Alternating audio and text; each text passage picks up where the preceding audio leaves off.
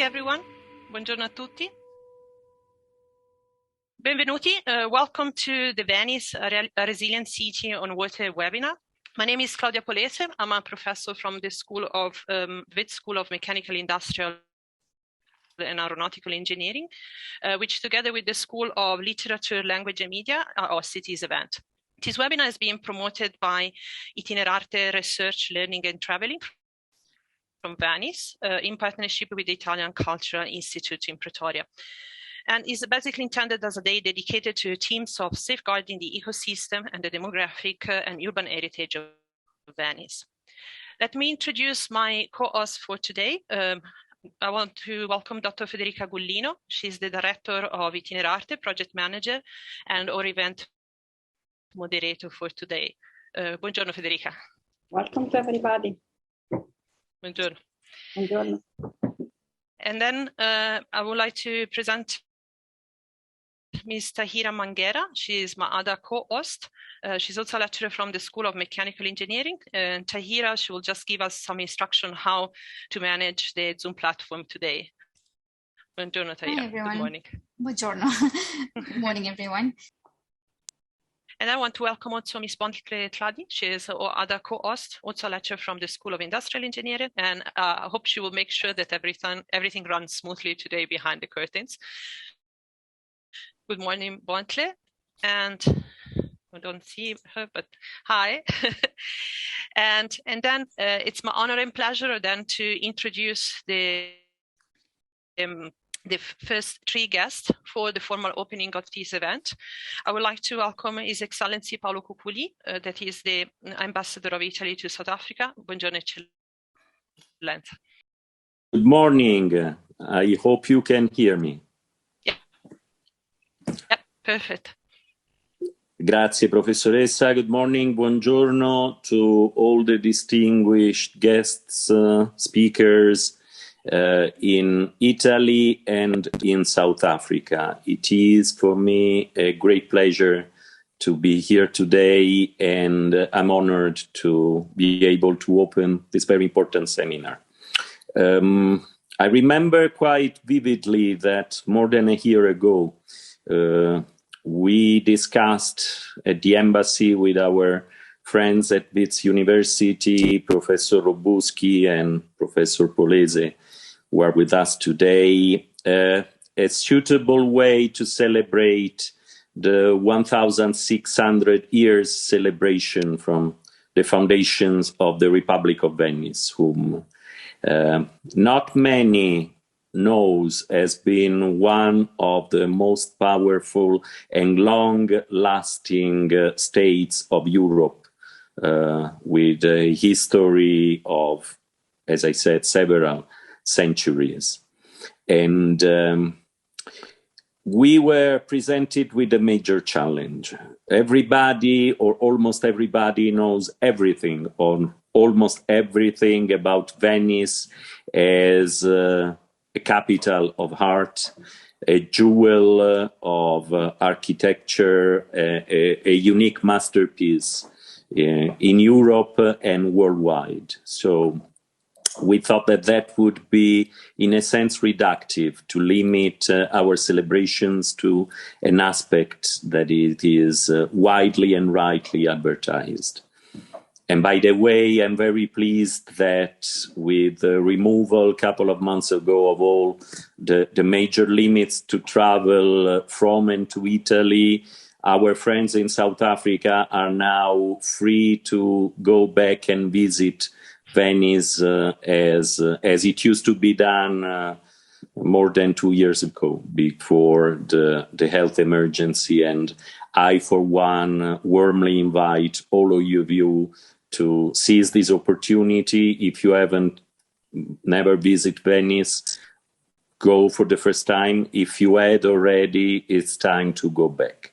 So beside that, we thought that there would be merit to discuss or to focus the deliberations and the celebrations on Venice, not only on its unique beauty, on its unique monuments, but also on the challenges that Venice has been facing for decades due to a phenomenon, climate change, that 30, 40 years ago did not make the headlines of newspapers. But in Venice, the people, the authorities, the experts knew that it was one of the major challenges threatening this unique masterpiece of world history and art.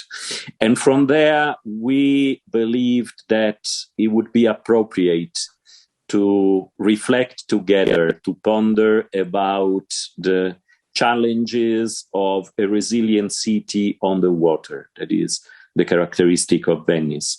It is not something that was born out of the recent welcome concerns for the impact of climate changes worldwide, including in South Africa, but it is a challenge that Italian experts, Italian politicians, Italian scientists have been tackling for decades. And I, for one, had the privilege of visiting the MOSE system years ago that has been designed to protect as much as possible Venice from the potentially devastating impact of the tides, rising tides of its lagoons.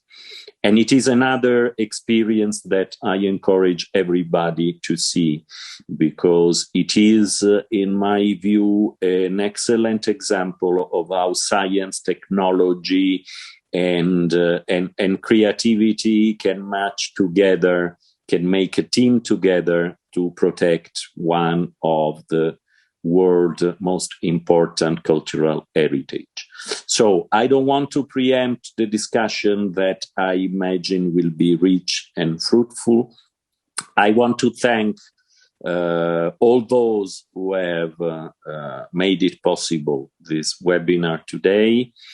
I will start with our friends at Wits University, Professor Robuski, Professor Polese, and it is again telling that Wits University joins in the organization of this seminar, this webinar, with two schools that seem at first sight at the odds of human knowledge: mechanical engineering, mechanical, industrial, and aeronautical engineering, and art literatures and media.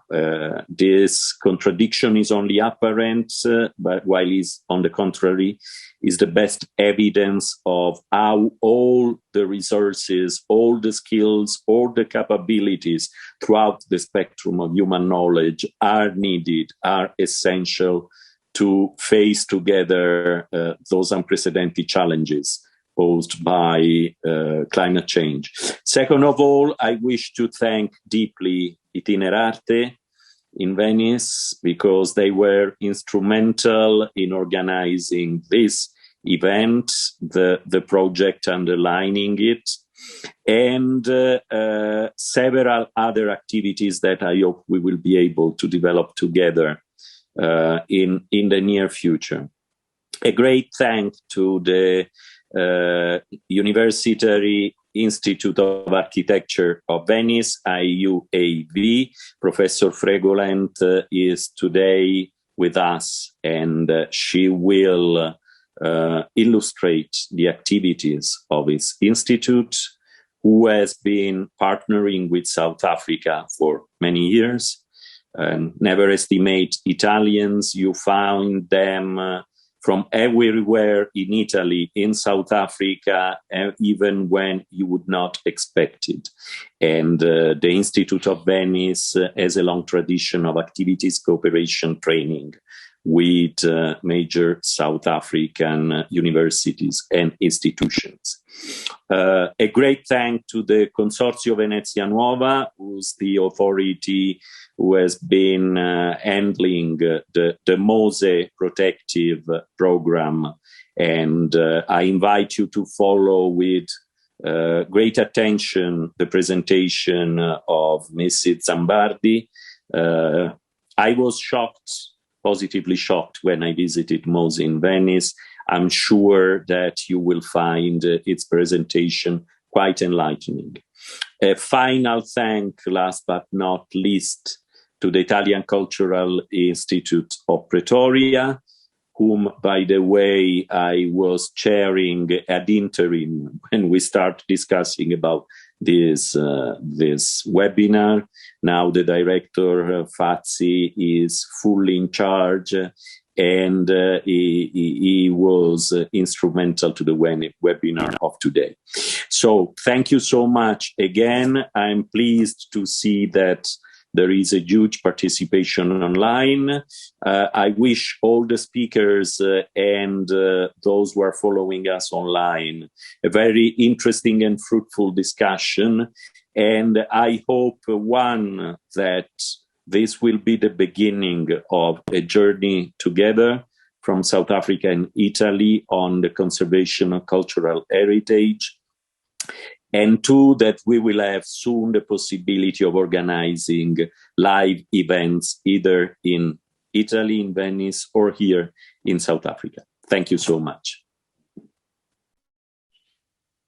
Grazie mille, Eccellenza. Grazie. And now I would like to introduce Dr. Domenico Salamino, that is the head of Itinerarte and also the project curator for this webinar. Buongiorno Domenico. Buongiorno a tutti. Buongiorno alla Sua Eccellenza l'Ambasciatore Kukuli for this Ambassador Kukuli, Professor Reed, dear colleagues and ladies and gentlemen. As project curator of the Itinerarte International Conference on Resilient Heritage, I would like to thank the Embassy of Italy, the Italian Culture Institute of Pretoria, and the Wits University for promoting this event in South Africa. It's a pleasure for us to share in this conference studies, research, solution, and experience, which, speaking of Venice, speak of global problem. Resilience is a concept, and it's also many idea and a solution, case by case, but for a global vision. As we wrote, Venice represented the frontier of planetary climate collapse.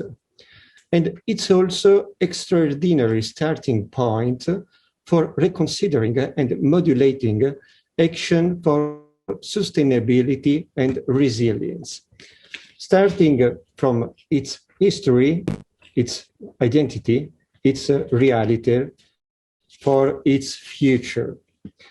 Itinerarte Research, Learning, Traveling, our study center, aim to stimulate debate and cultural exchange, developing initiatives like this one. We would like to create opportunities for meeting and sharing ideas. I thank my fellow presenters for accepting our invitation and sharing our project. Special thanks to Professors Claudia Polese and Luigi Robuschi, and to the director of Istituto Italiano di Cultura, Matteo Fazzi, for their excellent collaboration. Thank you and good conference.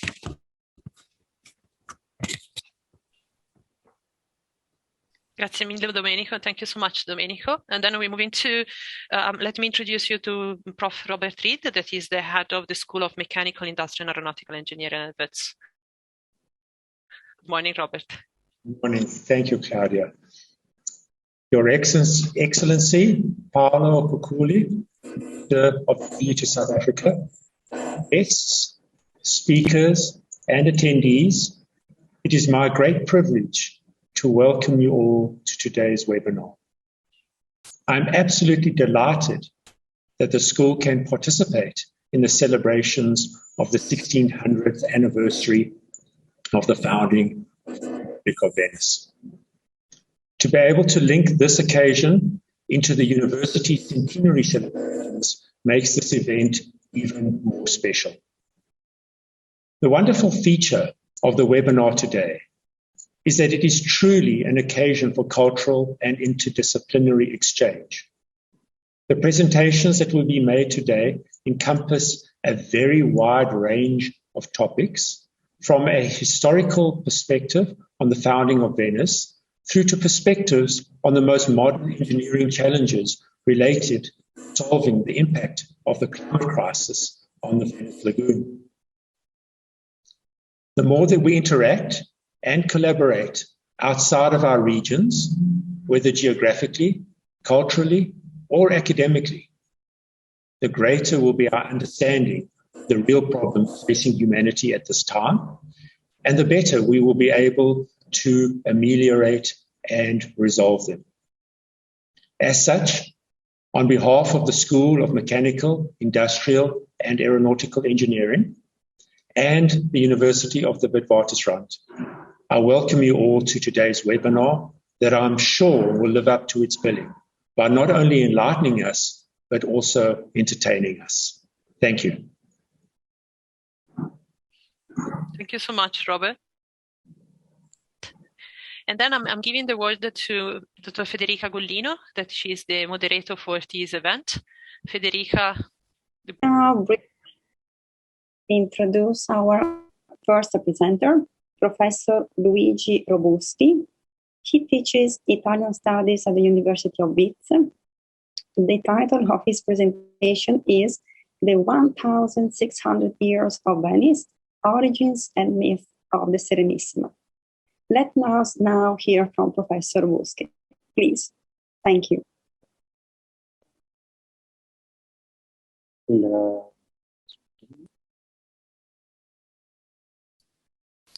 Good morning. Just trying to share the screen. 1 second.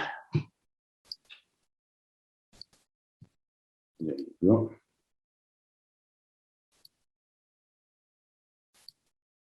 Okay.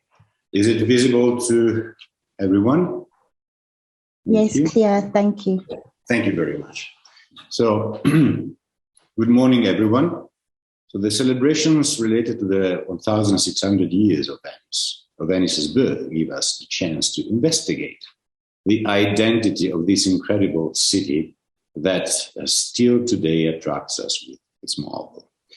The Venetian patrician Niccolò Zen, author of an historical treatise published in 1557 on the origins of the barbarians who destroyed the Roman Empire, dedicates the final book to the origins of Venice, stating that among the devastation caused by the barbaric invasion of the empire, only the lagoons remain untouched, becoming a sort of Noah's Ark. This is another trait of its myth, which was elaborated firstly by Doge Enrico Dandolo in his Chronica and further developed in the 15th and in particular in the 16th century. According to a document reported in Zen's book, the said year 421, on the 25th of March, around midday, the foundation of the city began. It is noteworthy that these numbers are not chosen lightly, but their profound meaning. Don't forget that numerology in Christian religion was very important. Dante, for instance, built his comedy around the number 3 canticas, 33 cantos each cantica, and 1 introductory canto for a total number of 100 cantos. Speaking of Venice, we can identify a sequence composed by the numbers of the hour, the day, the month, and the year of foundation. You see midday, 25th March, 421. 1 plus 2 equals 3, hour. 2 plus 5 equals 7, day. 03 is the third month of the year, both in the Julian and the Gregorian calendars. And 4 plus 2 plus 1 equals 7, the year. Therefore, the sequence is 3737. Number 3 is the number of Trinity, the Father, the Son, and the Holy Spirit, whilst 7 is the number of days required by God to complete the creation. Hence, the sum of 3 and 7, which is 10, the perfect number that combines the holiness, the Trinity, and the wholesomeness, the creation. If you are familiar with the Christian tradition, think, for instance, of the 10 Commandments. The fact that the sequence provides 10 2 times means that we are facing at something that represents a double perfection. Venice is not only perfect, but more than perfect. And when it is, according to Bernardo Justinian in his historical treatise, posthumously published in 1494, the original number of the islands that were subsequently unified by the industry of the inhabitants of the lagoon. So the accuracy with which the patricians developed the myth of their own city is further demonstrated by its horoscope that I have herewith reported. As you can see, it is written, the 25th Marti, Die Veneris ora meridie. The source is Marin Sanudo the Younger, another patrician who wrote an influential treatise entitled De Origine Situ et Magistratibus Urbis Venete.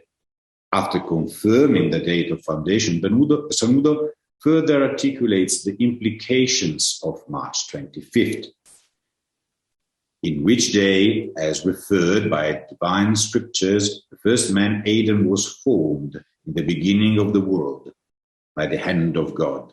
Again, in said day, the Virgin Mary was announced by Angel Gabriel, and the Son of God, Jesus Christ, in her immaculate womb, miraculously entered. And according to the theological opinion, in the same day he was crucified by the Jews and put on the cross.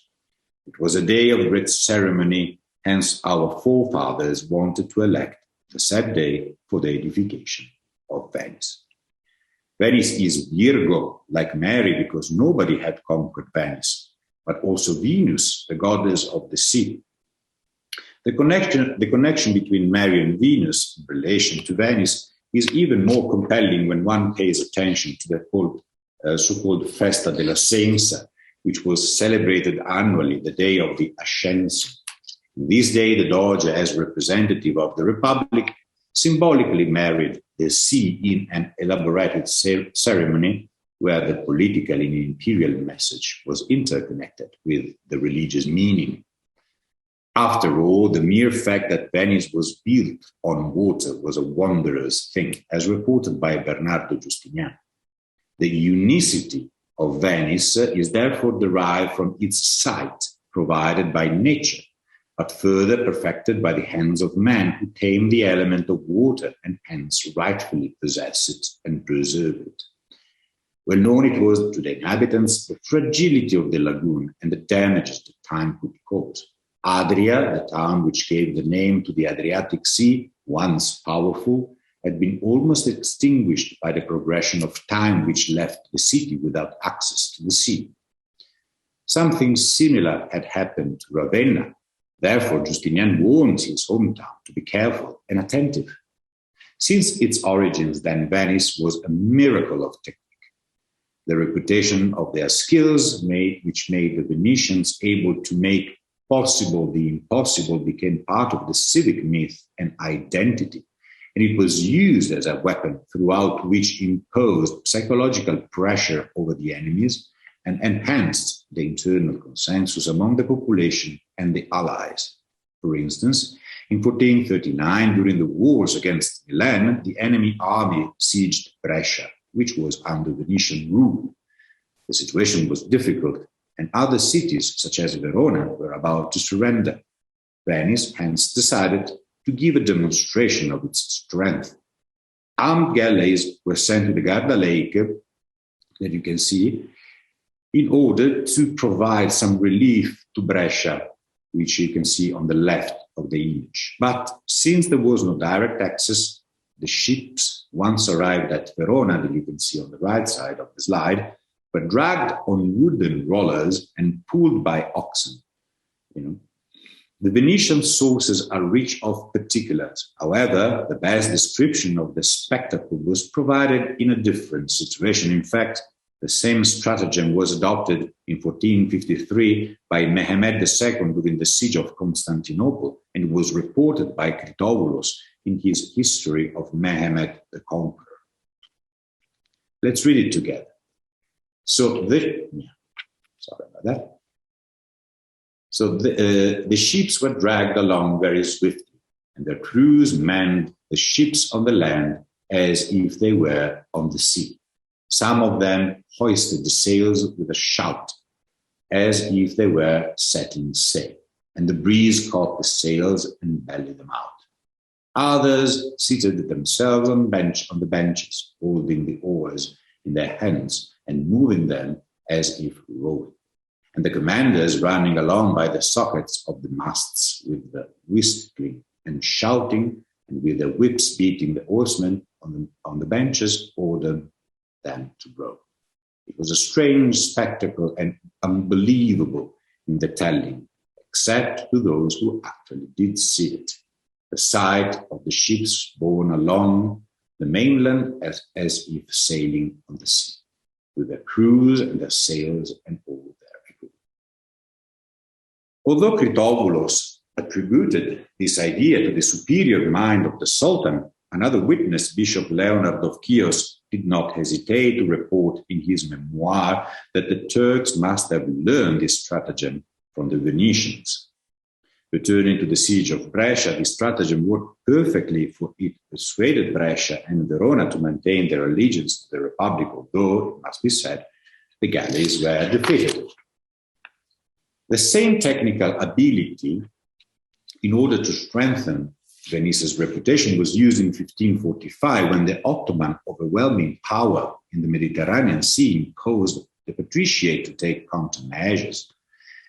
Since it was financially prohibitive to maintain a fleet that could match the Turks, Venice organized the arsenal in a way that it could launch a reserve fleet on a very short notice. All materials were stocked and kept fully functional in the shipyard so that they could be used at any moment. Basically, Venice invented the IKEA system in the 16th century. This came in handy, and it was necessary to convey a message to the future King of France, who spent some days in Venice in 1574. Henry III was invited to dinner at the arsenal, and while he was eating, an armed galley was built in front of him from the scratch. The same galley took the royal guest back to the palace, wherein he was hosted during his stay. Notwithstanding the clarity of the message, which was clearly better not to mess with Venice, the message itself was conveyed through the emotion of awe, or better, over awe, which implies something so wondrous that can even be frightening. Awe and over awe were the two emotions that Venice decided to arise in its political communication. The famous treatise.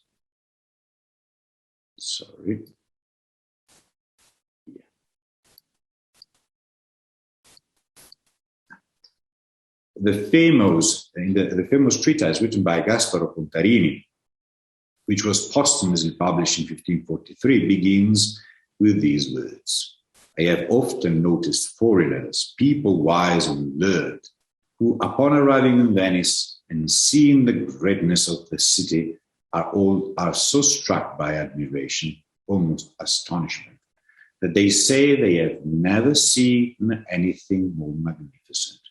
And this shows in the expression of their face. The place where Venice exposed its excellence was Piazza San Marco. Back then, the Ponte della Libertà did not exist.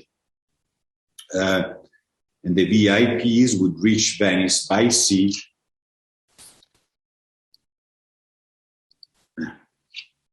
and the most important of them wouldn't arrive immediately, but they would be escorted in a tour in order to create a feeling of expectation. They would first admire the Lido and the lagoon preserved by the patient care of magistracies that oversaw its integrity since the 12th century, and subsequently substituted by the Magistrato alle Acque, established in 1501 and persistent even today. This magistracy could count on the advice of a mathematician or an engineer who informed on the necessary measures to take with regard to shores, canals, beaches, rivers.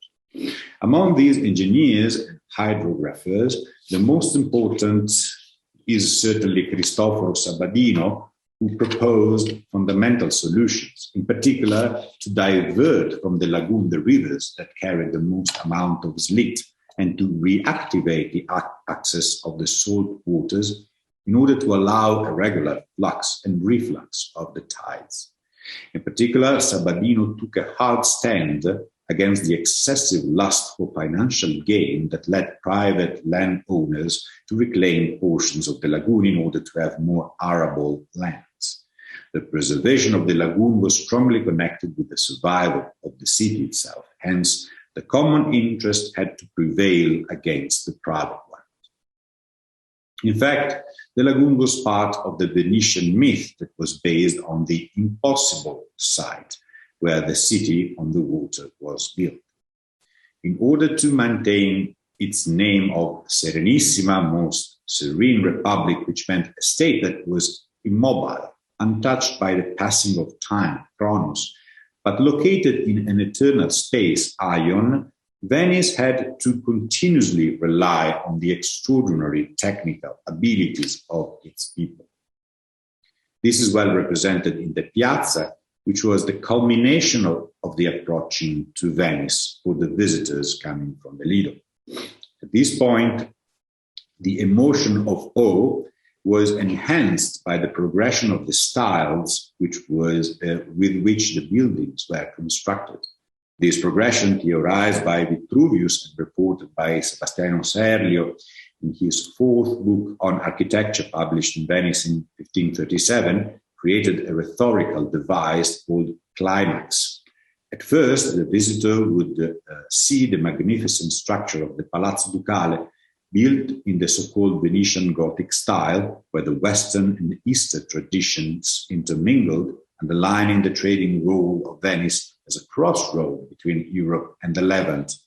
The progression further continued with the Mint, you can see now, which, according to its function of safe of the state's treasure, appeared like a fortress and was projected combining the Tuscan and Doric style. And the library, sanctuary of knowledge, which was designed as a mix between the Doric and Ionic style.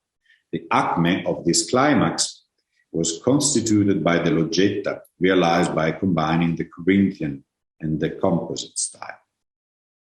At the end of this climax, that in Greek means ladder, there was a real ladder, the so-called giant staircase, which ended with the two colossal statues of Neptune and Mars, representing the Venice's dominion over land and sea, both realized by the state architect and sculptor Jacopo Sansovino in 1544. So the circuit started with Palazzo Ducale and ended entering on the Palazzo was a theatrical machine whose aim was to inspire wonder into the viewer. As you can see, the first side would be to the Palazzo, and then progressively to the Mint, the library, the loggia, and back to the Palazzo again, the Piazzetta. In a letter sent to the Imperial Ambassador, Don Diego Hurtado de Mendoza, on February 10th, 1540, Pietro Aretino, who was a sort of marketing and communication manager of Serenissima, invited him to attend the inauguration of the loggia realized by Jacopo Sansovino. Therefore, and I quote, wearing a mask because it was carnival, or the usual clothes, today you will come to see the labors of Sansovino, for, besides saying that you are in debt with your own eyes, you will also confess that this most serene empire has two treasures, one in San Mark and the other in Piazza. Although the fame judges more valuable this one that will be always seen rather than the other that is shown sometime in secret. The loggia, in fact, resembled a triumphal arch in miniature, faced both the Palazzo and the Basilica, the private chapel of the Doge, which preserved the treasure of San Marco. The Loggetta was decorated by 4 bronze statues, whose symbolism was described by Francesco Sansovino, Jacopo's son, in his Venezia, Città Nobilissima et Singolare, published in 1581. According to Francesco, the three statues represented gods of the Greco-Roman tradition, Apollo, Athena, and Hermes. The last one was the allegory of peace. Athena was the wisdom of the patricians. Mercury, their eloquence. Apollo incarnated the double function of affirming the unicity of Venice. Apollo is the sun, there is only one sun. Venice, hence, is unique as the sun. But also the love for music and hence for harmony that characterized the concord stability of the patriciate and of the Venetian society. Finally, there was the goddess, or better, the allegory of peace that was connected with the evangelist Mark, patron of the city, whose motto was Pax tibi Marce Evangelista meus. Peace unto you, Mark, my evangelist. However, it is possible to convey another meaning to these gods. The peace in Venice was preserved by the ability of communicating, Hermes, the beauty of the city, Apollo, and the crafty intelligence of its people, able to realize extraordinary machines. Athena, the goddess of crafts and skilled peacetime pursuits for its defense and magnificence. It is possible that this was the interpretation given by the aforementioned Don Diego Hurtado de Mendoza, who, after the end of his stay in Venice, translated in Spanish Aristotle's treatise on mechanics, a document that I am confident all the students of engineering that are here today are very well acquainted with. The translation, never published in Don Diego's life, has a prefatory letter dedicated to the important Duke of Alba, in which Don Diego pointed out the importance of mathematical sciences for princes and generals like the Duke himself, who should devote their time and efforts en ejercicios y empresas de guerra o en edificios grandes y suntuosos, in exercises and endeavors of war or in grand and magnificent buildings. In both cases, and I quote, it would be necessary to either to invent new machines and devices or to further improve those already existent. This advice probably came from his direct experience with Venice, which never ceased to improve its technical ability for preserving its existence. The suggestion provided by Cristoforo Sabadini at the beginning of the 16th century took almost 2 centuries to be completed. I am referring to the diversion of the Brenta River, you can see on the left side of the slide, which took from 1534 to 1683 to be completed, and the construction of the Murazzi, 1744-1783, whose aim was, and I quote, to armor the narrow Lido sand spit against the erosion by Adriatic storm waves. The sand spit is Venice Lagoon's natural barricade. Other projects, although devised well in advance, like the Mose, fortunately took less time to be accomplished. However, as it will be discussed in the further proceeding of this conference, Venice, since its origins, had always been forced to make possible the impossible, and this is a part of the myth of the most serene republic, a myth that still survives today. Thank you.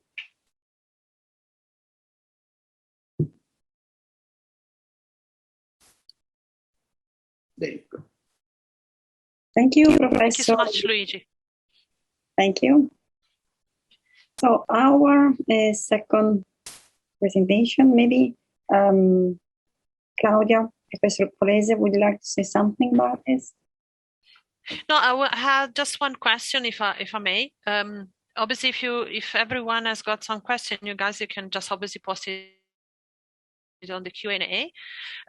From my side, Luigi, if I may ask you something, it was interesting just one, like basically your last slide where you were talking about the origin of the Mose. Yeah. Where is that document coming from? Because it seemed to be quite a... Okay, let me share the screen. Yes. Yeah. So, sorry, I found it in the article cited above, in the above structure. Ouch. Of course. In the article cited above, shame. Venice hologram proceeding of the American Philosophical Society, published in 1972, if I correctly recall. That if you like, I will be able to share it. It's easily retrievable from JSTOR. And there is a description of the possibilities related to defending the lagoon, and this picture has been included in the paper. So, from a first side, I would say that belongs to the end of the 19th century, maybe the beginning of the 20th century, but maybe it's just too fake. But the description provided on the right side, which I directly retrieved from the article, I say that explains a lot about the opportunities of defending the lagoon. So the preferred engineer solution to Acqua Alta is to close the openings in the lagoon at critical times.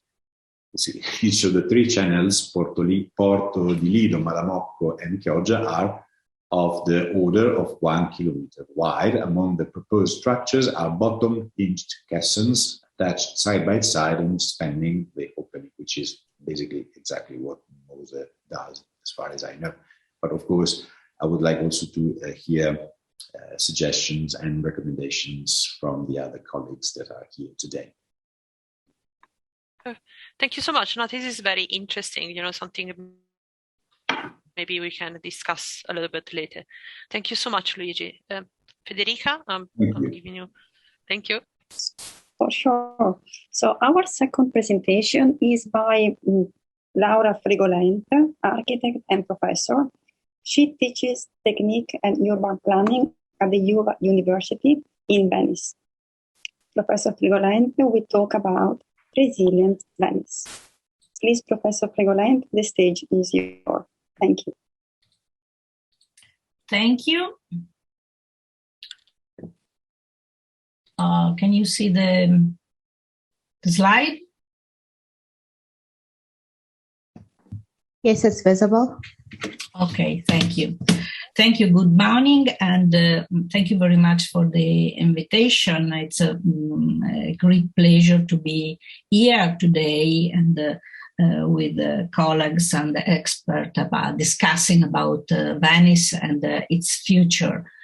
My presentation, but also the other two presentations with Elena Zambardi and of Elena Zambardi are very connected, and also in some parts are the results of a work of the last years before the pandemic lockdown.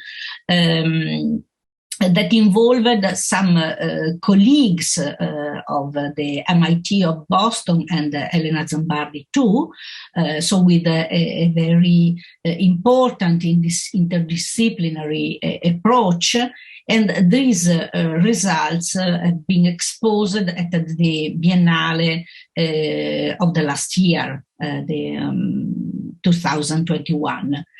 These are the main point, the main topics that I want to discuss, to present to you and to discuss with you.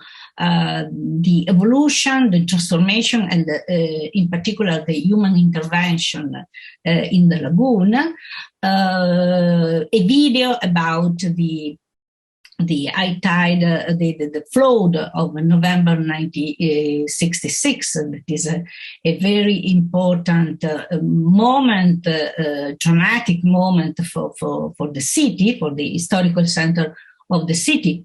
Not only the city of Venice, also other cities in Italy were involved in this extreme situation, Florence, for example. But about Venice, the evolution and the form and the evolution of the urban fabric of the city, and also another step that is quite different from the flood of 1966, but in a certain way we can compare and we can see also here through a video the impact on the city, but not only the physical structure of the city, but also the social and the economic structure of the city. The Lagoon of Venice, Professor Robuski described very well what happened in the history of the city. But the Lagoon of Venice is a dynamic environment which has never been in a morphological equilibrium, but has been continuously modified. The Venetian realized that the lagoon was undergoing an inevitable transformation into lands, thanks to the enormous sediment loads deposited by the rivers flowing into the lagoon. And so the Venetian undertook the enormous enterprise of changing the course of the rivers, moving their estuaries outside the lagoon. During the 16th and the 17th century, the course of different rivers, Brenta, Bacchiglione, Adige, Marengo, Sile, Piave, was diverted, some on the south, some on the north of the lagoon, but because the lagoon has to be preserved and protected. So the intervention of man, the intervention the human intervention was really continuous and started in a long time ago. This is a map of Cristoforo Samadino. To avoid losing their natural defense against the enemies, the Venetian, as I said, diverted the course of the rivers to outflow directly into the Adriatic Sea, as show also in the next slide. Next slide. Okay, no, it's not that, sorry. Where we can see the present configuration of the lagoon. This is the lagoon also with Mose, also with all the construction connected with the Mose. To be noticed that the two rivers in red color, Brenta on the left and the Sile on the right, who exit directly in the Adriatic Sea on the left and on the right of the lagoon, respectively. The salt, other big changes happen in the 20th century, and today the lagoon is in a state of erosion. The salt marshes are disappearing. In the last about 70 years, the coverage of the salt marshes has decreased from 25% to 8% of its surface. Marshes are presently being artificially reconstructed to restore the lagoon natural ecosystem, but about that, Elena Zambardi will be more precise than me. The slide, the picture in the slide shows the major human intervention in the 20th century. Among them, a major increase in the erosive process was produced by the digging of the deep oil channel in the 70s, starting from the Malamocco inlet, built in the 1970s. It allows the passage of the oil containers to reach the industrial docks of Porto Marghera. The inlet depth was increased from 5 meters depth to the present 15 meters, and also obviously the depth of the canal. As a consequence of this important intervention, an erosive processes along the canal are much more intense, and the export of sediments out of the lagoon has increased. The second major man-made modifications of the lagoon started in the 20th century, in the 20s, when a considerable portion of the northwestern part of the lagoon was transformed into land to create the industrial zone of Porto Marghera, marked in the picture with a red cycle. Obviously, the number of workers employed rose to about 40,000 people in the 70s. On the positive side, the industrial development produced an economic increase for the region from a positive side, but from a negative side, it altered the nature of the sedimentary bottom of the entire lagoon and the nearby mainland. Also from the beginning of the 1970s, the industrial area, and with it the whole industrial model, entered in a period of crisis from which started a new important model, very important for the economy, not only of the region, but as the economists say, of the entire country, for Italy in general.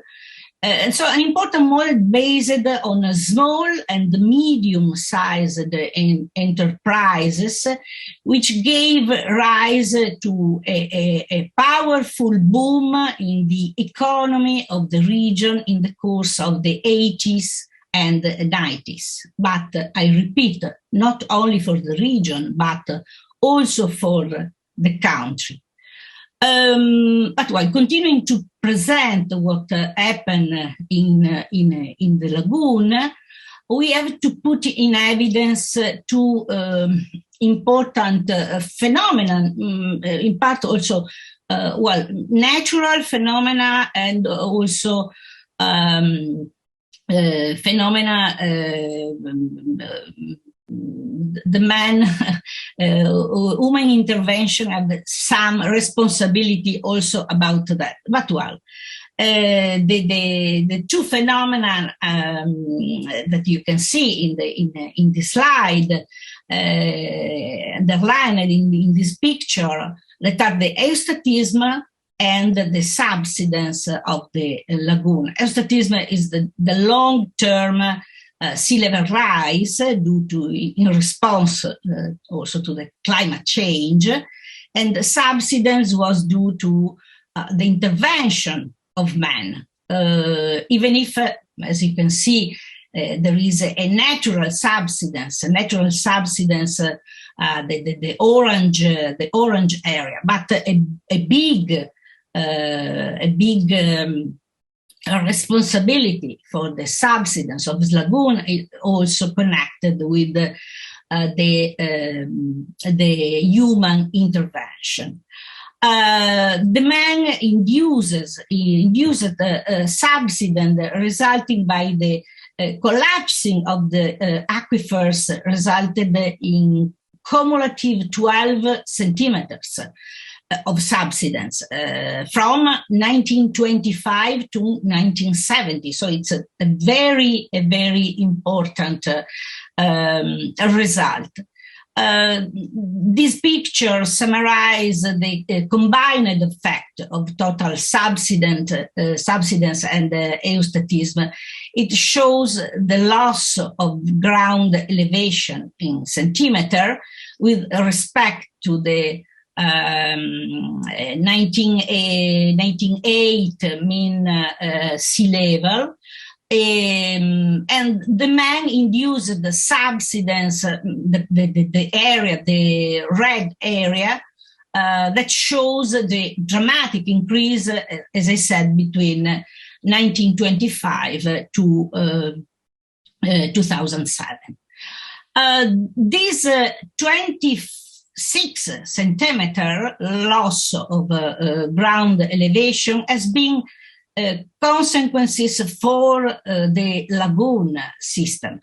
The phenomenon of recurrent floods in Italy, in Venice, we call acque alte, is by now well known from all over the world, and its increase in the last decades, as you can see in this picture, where you can see that the year and the increase starting from 1870 until 2020, and so these are data of the municipality of Venice, of the center about the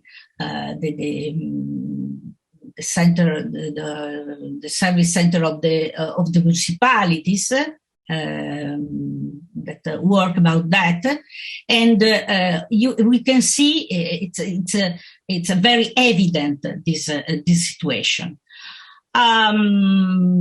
This 26, the level of 100 centimeters 8 is taken as the threshold for danger to the city.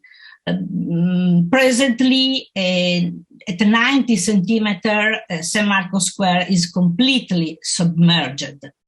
And during the storm surge of November 4 in 1966, and the more recent multiple ones of November 2019, the 90%, almost the 90% of the city was under water. However, modern Venice is also a fragile city, which is progressively losing inhabitants. From 174,000 residents in the historic city center in 1951 to 52,000 people in 2019, and we call that an exodus because more than 120 people move from the historical city center, left the island city for the mainland in search of larger houses at lower prices, better services, and more generally for different living and cohabitation conditions.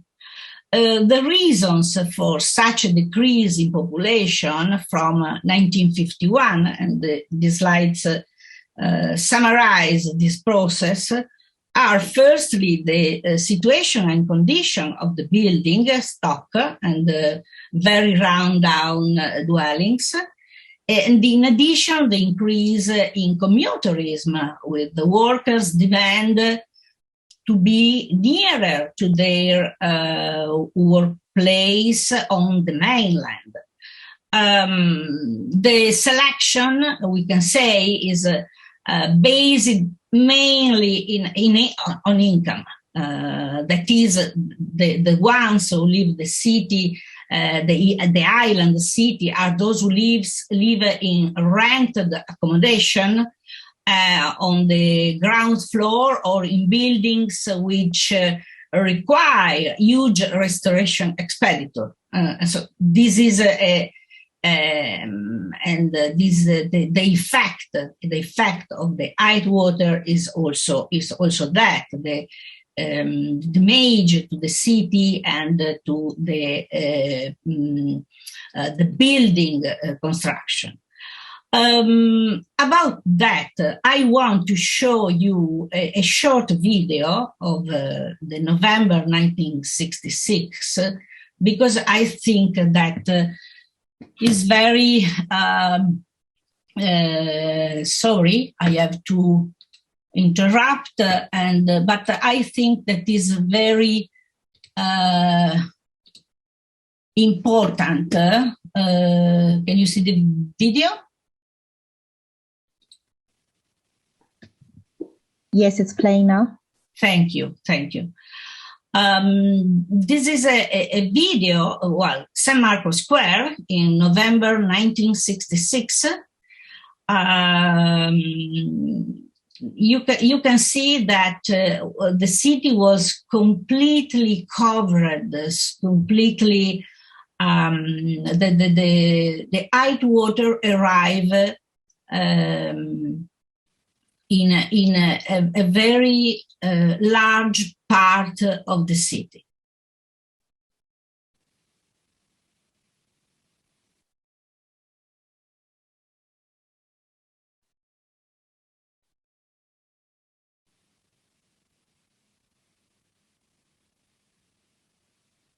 Always a San Marco Square, but maybe you know.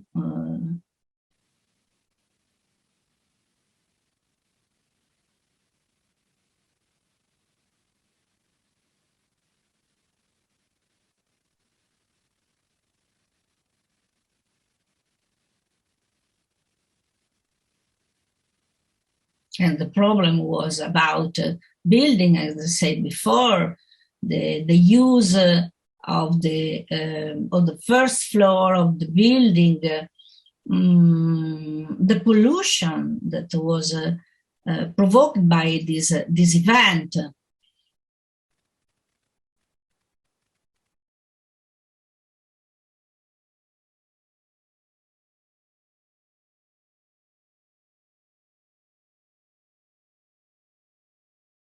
The boat, obviously, you are in the square, but as you can see, you can use a boat because of the high level of the water.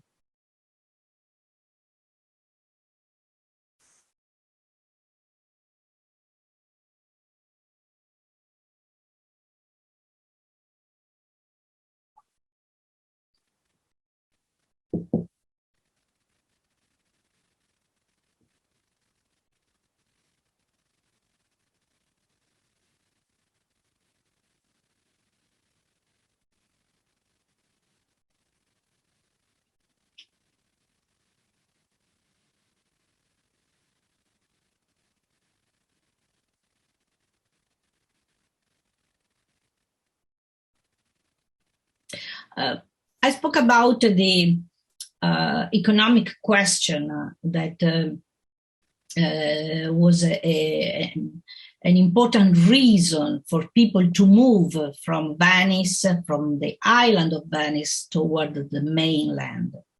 And to this economic condition, major and catastrophic events for the island city are added. Catastrophes such as what we are seeing now, the high water in 1966, but also the high water in 1979. Not so, the effect was not, well, was a little bit different, but was a very important high tide, which contribute towards further exacerbation of the exodus phenomenon from the historic city center. And even if, as we saw before in the diagram about the population and the evolution, the transformation of the population in the different area of the city, but well, the Greek migration has already occurred before, started in 1951, as I said before. This has radically changed the social structure of the city and transformed Venice into a middle-class town with heavy public investment in maintenance work and conservation of the historic and monumental heritage.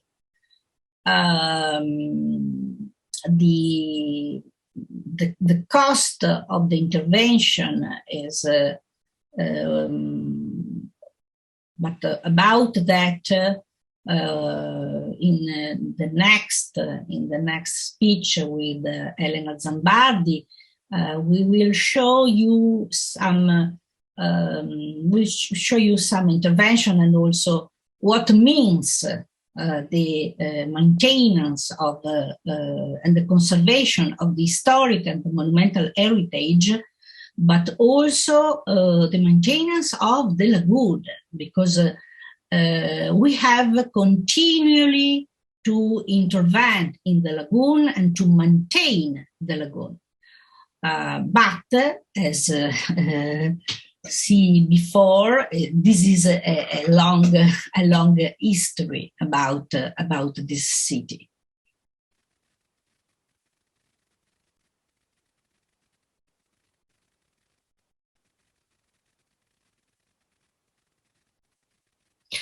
Another question could be also, but is not part of this presentation, but suggested from these images, is the solidarity too.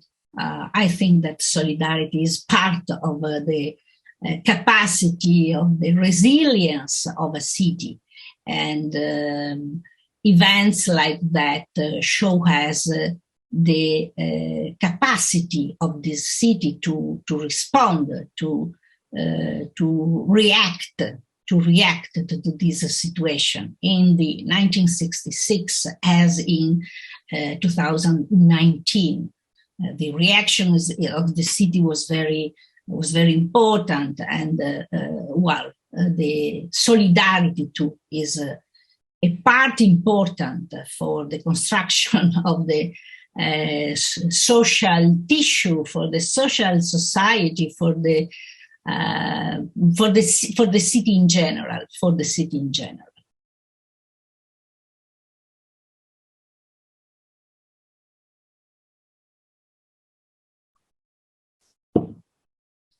Well, I think that we can stop this video and continue with the PowerPoint.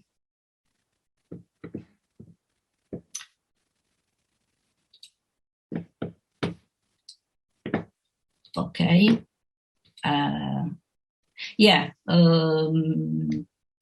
It's written in Italian, but maybe you have understand the meaning of these 4 lines. But I want to repeat the blue line. The blue line is the historical city, is Venice, is the island of Venice, and so You can see this decrease of population starting from 1951, is the data of the census, 1951, until now. The orange line is the estuario, is the island that closed the lagoon, Lido, Pellestrina. The gray color is the mainland, Mestre, Marghera, the Porto Marghera that we see before is part, obviously, of the mainland.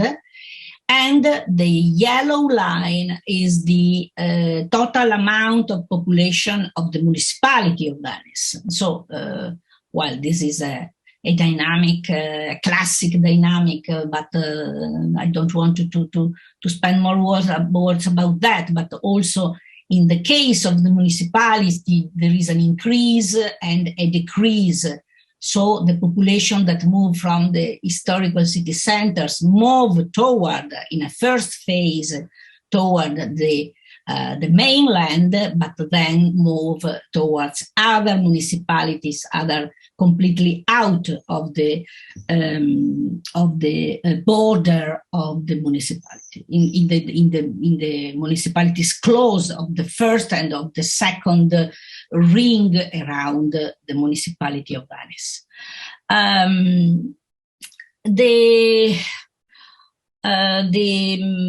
As I said, another important, very, very event, as the event of 1966 was the storm surge of November 12, 2019. And we can say that not only starting from 2019, but we can say that really the climate change is unequivocal. And I refer in particular to the diagram that I showed before, with the increase of the number of, in general, of the number of the height tides, but in particular of the extreme height tides. But also, maybe about that, Elena will be more precise of me. Well, the effect on the building, the effect on the lagoon. I say the pollution too. And the impact on the life of the people, on the normal life of the people. These images suggest the really the problem, the impact on single family occurred with the high tide. Different part of Venice, close, in this case, close to the area of Castello. The area of Castello is a very popular area of Venice, where people live. Venetians, the remain in the city lives in this area. For this, I show you these photos. And these are all photos of the 2019, as you can write also in the Vaporetto with the Biennale Arte 2019. A very short video, but I want to show you that the situation, the context is the same that 1966, even if the city was in a different condition, and so the react of the city in general was in a certain way more simple. the impact was the same, but the reaction really was different, because also the condition of the city was different instead of 1966. This is San Marco Square. Well, the catwalks that floated in San Marco Square, and so become dangerous. People had to move because it really was impossible to use this structure that we use when we have the high tide.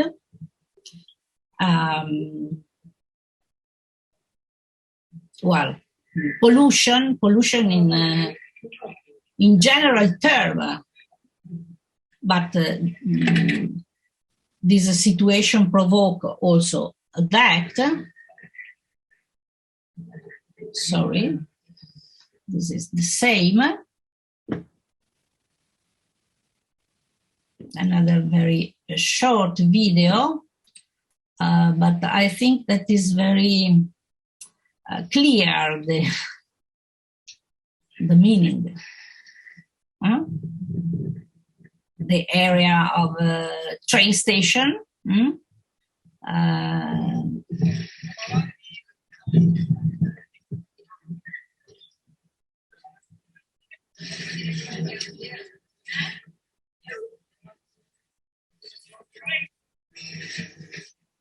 See the impact on shops, on economic activity of the city, not only about the mobility, the life of the everyday life, but also the impact, and it's an economic impact on the activity because of the damage of the shops, the stop of the activity, and also the creativity that we can see during this moment.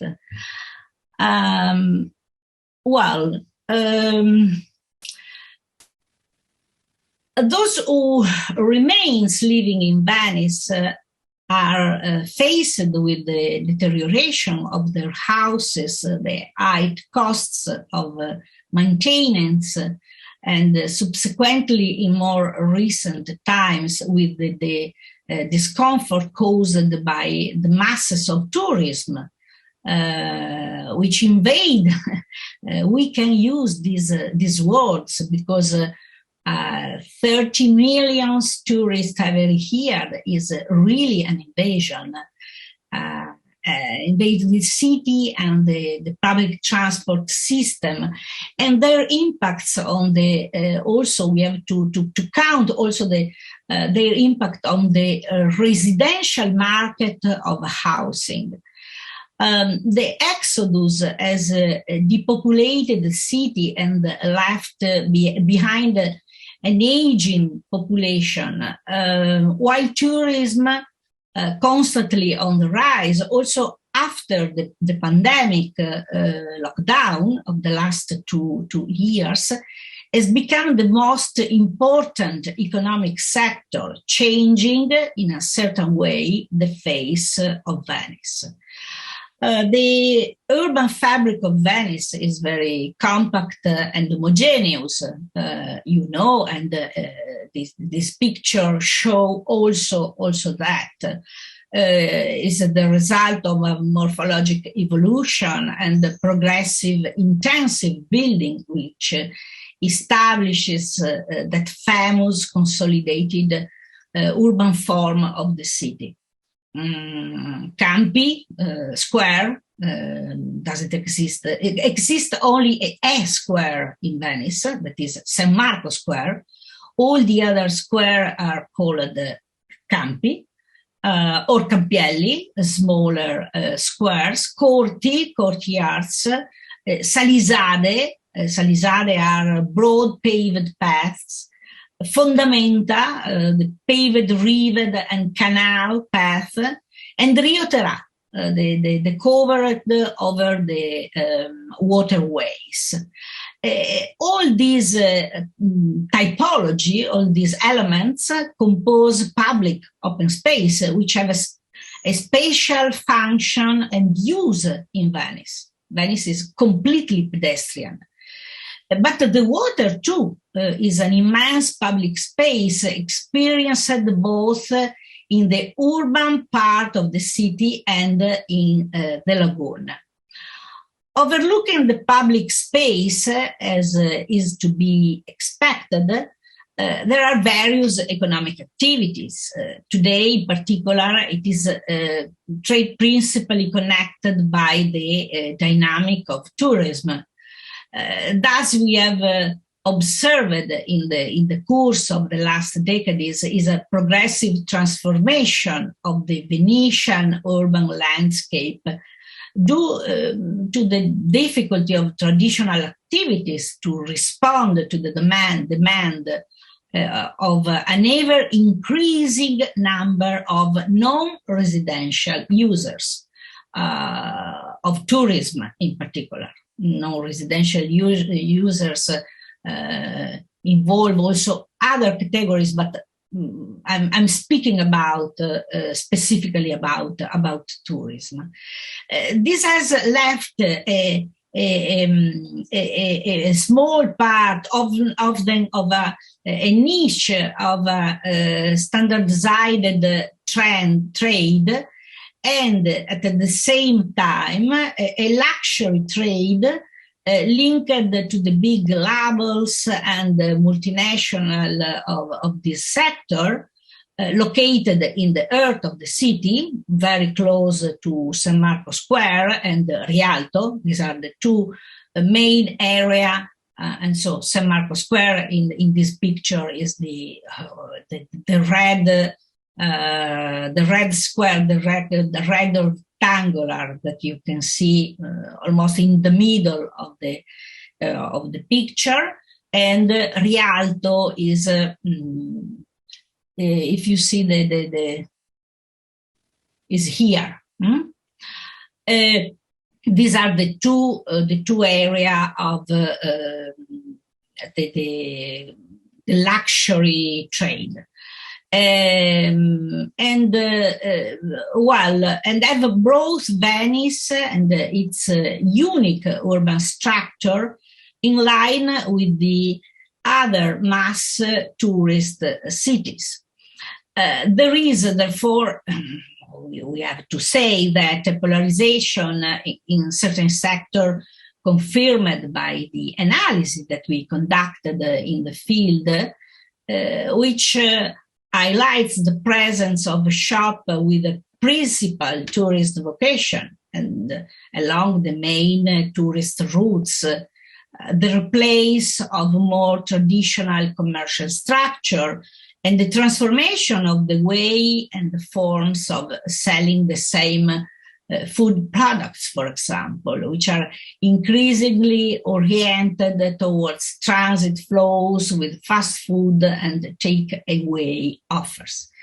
For that, I said before that the landscape is changing, is changed, and is changing too. Is a process. It's not something that happened in the past. It continues to happen. All this obviously needs to be viewed within a more extensive international framework in which the processes of globalization are evidently manifested by the radical transformation which trade is subject to. Intensive phenomena, unstoppable, really unstoppable. We can manage, we can govern, we can try to reduce the impacts, but we cannot stop this kind of phenomenon. And in the case of Venice, with an even more marked impact due to its unique urban structure and the intensity which the tourist phenomenon has been shown to have.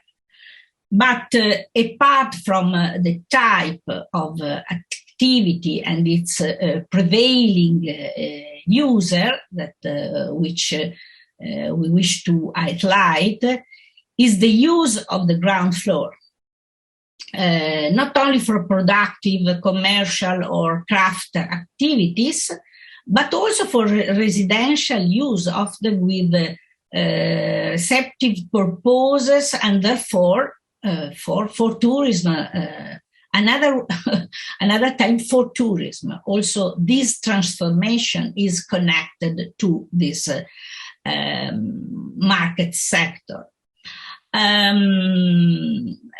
This picture is part, as I said at the beginning, part of this picture, part of also this reflection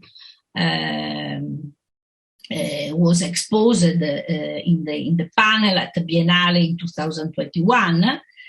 And the analysis of these functions and the discomfort caused by floods helps to define the quality of living in Venice. The map, this map, but also the other two, are the same with a different topic, focused on the discomfort caused by floods to the walkability and the accessibility to the function of the ground floor of the historic center. And so, in this case, is the public pedestrian routes not accessible in 2000? It's a hypothesis, it's a scenario that we built with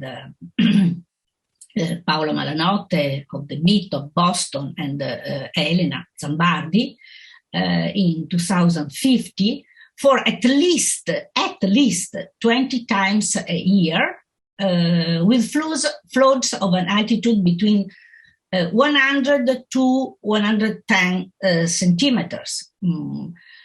110 because we suppose, but also here Elena will be more precise, the Mose will be in action, starting from height water of 110. And the second slide, images doesn't want to work. Well, it's the same.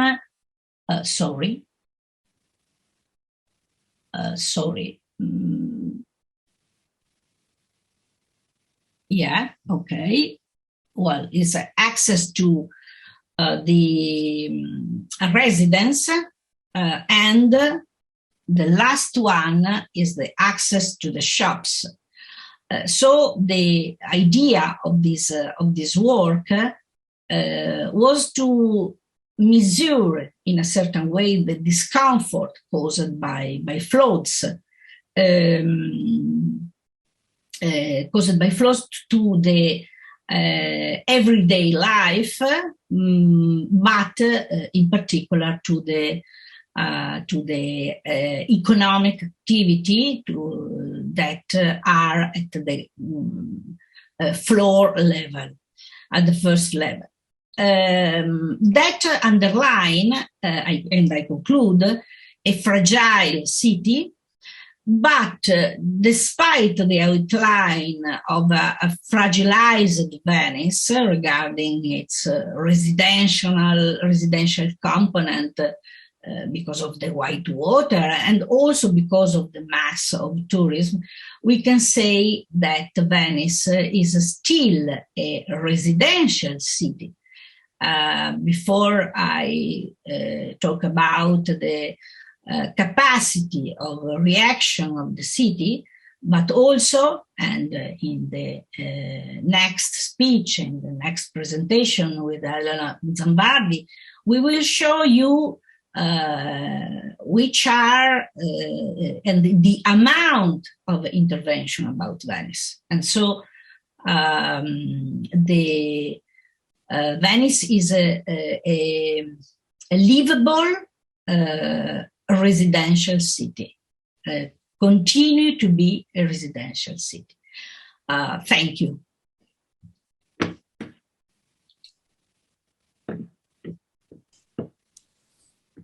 Thank you so much, Professor. We have a few questions from the chat that we can discuss for a few minutes. So the first one comes from David, and he asks, when it comes to the modernization of the city, such as things like fiber network and that sort of stuff, where is the city in terms of that compared to other 21st century cities? Thank you for the question.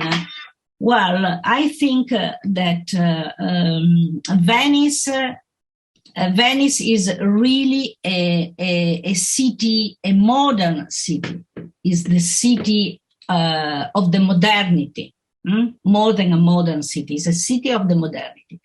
It's a place where we can experiment all the new idea about the city. If you think about the purpose of a car out of the city, for example, we are just without a car, so we have only pedestrian area. We cannot move by car in the city. The public transport are very good. So I think that the answer is Venice is the city of the modernity. Thanks, Professor. I tend to agree. So, I mean, when I visited, and wasn't too many years ago, I dragged my husband back for a honeymoon, and it's a modern city. You can't mistake it. I mean, like you say, the public transport that's available, it can compete with any modern city in the world. Yes, the other city has to implement a policy about sustainable mobility. We just are in the sustainable mobility. This is a very important point, and it is simply because of the morphology of these cities, and also because the people who live in Venice are just in the mood of sustainable mobility, if I can use this word. Thank you. Thanks. The next question we have is from Pontle. So you mentioned things like the economics and the effect that it has on just common people living in the city. So Pontle asks, do we foresee that the running and maintenance costs of keeping the city going will ever become too much, and it will be practically impossible to keep going? So like you say, you can't stop what's happening, but you can maintain and prevent. Do we foresee in the future that this will not be possible anymore? Well, I hope maybe the next intervention with Elena Zambardi can complete what I say in my first in this presentation about really about the all the intervention during the past, but also the complete system that connect different institutions and different authorities to preserve, to maintain, but also to develop. Because Venice is not a static city. It seems that nothing happened. No, is not correct. It's a very dynamic city. Thank you, Professor. And then our last question once again comes from David. So David asks, there's obviously several land reclamation projects that are happening all over the world, like China, the UAE, Canada. So what do you think are some of the reasons that Venice faces certain challenges that maybe some of these other projects don't face? A project, sorry, I haven't understand, a project that comes from China, from other part of the world? Yes, so land reclamation projects. So other islands, man-made islands, if I can put it that way, that have been developed in places like China and the UAE. So maybe they don't face the same challenges. So what is it about Venice that makes it unique and that it faces this problem of rising waters?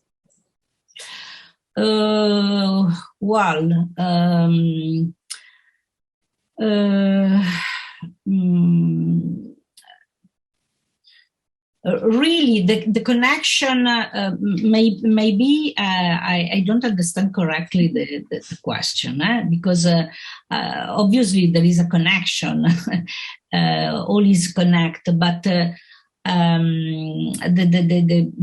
problem that I described of Venice is also specific of this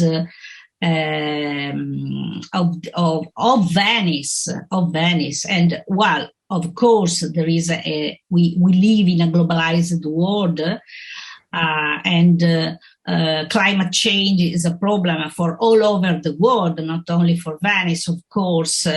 But well, I try to focalize specifically the question. I think maybe we can even say, I mean, Venice obviously has to deal with the fact that it's a historic city. So some of these new islands that are coming up in places like David mentioned, they obviously had the technological advances when they were being built. Yeah. Whereas Venice is, like we say, it's a preservation effort rather than a new effort. Yeah, this could be helpful for Venice and for other situation that can be compared. Could be helpful also. Well, for example, one of the last decision of our government is to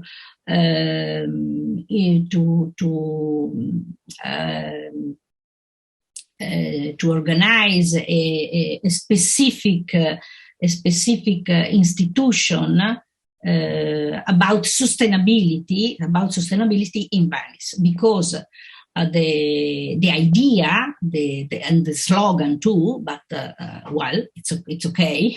We need also slogan, is that Venice is the city of the future, is the city of sustainability, and so they would like to use Venice as an example, and also to study, to produce research, to implement also action in the field of sustainability. I think that this could be something helpful not only for the research and for the city, but could be something helpful for the world in general. Yes, definitely. Thank you so much, Professor. It was really, really interesting to listen to that presentation. We really appreciate it. So I think now we will go directly to the comfort break. So we will return at 11:05. So there's a 20-minute comfort break. And then when we return, we will have our next presentation by Dr. Elena Zambardi. So thanks, everyone. We'll see you in 20 minutes at 11:05.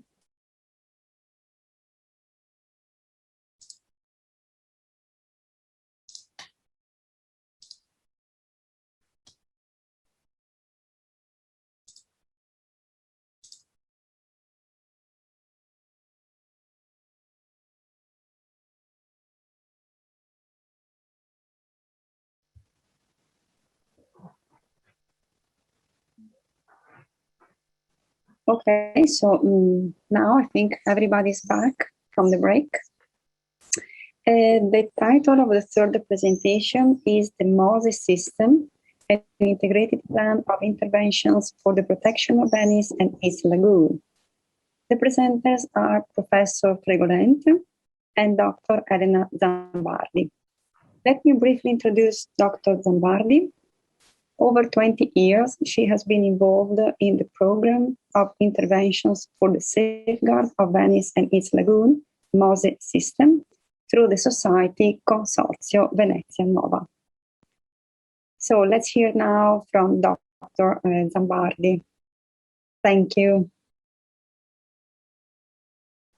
Good morning to all. Thank you for your kind invitation. And tomorrow, together with Professor Laura Fregolent and then alone, going more in depth, I would like to to introduce you the Moses system to safeguard Venice and its lagoon.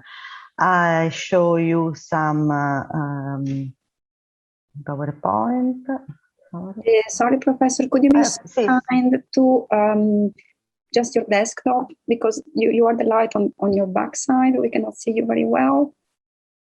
Could you be so kind just for the camera to put a little bit down, please? To change the position?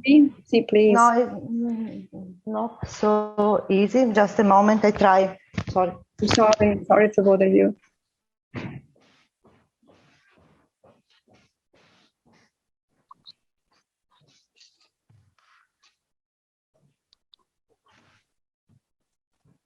Oh, yes, I think this is much better now. Okay? Better? Better. Okay. Coming, just a moment. Much. Thank you. Thank you.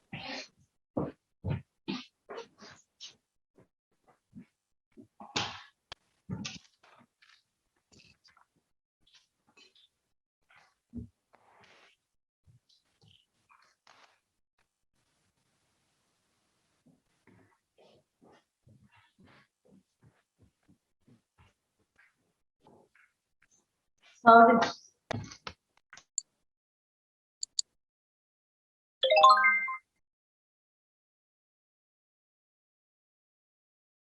Thank you. That's much better. Thank you. We are not hearing you. Okay.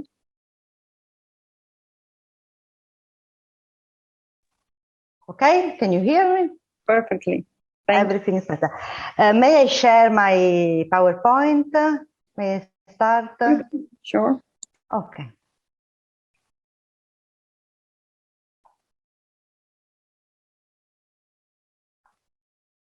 Okay, can you see? Hello? Are you sharing your PowerPoints?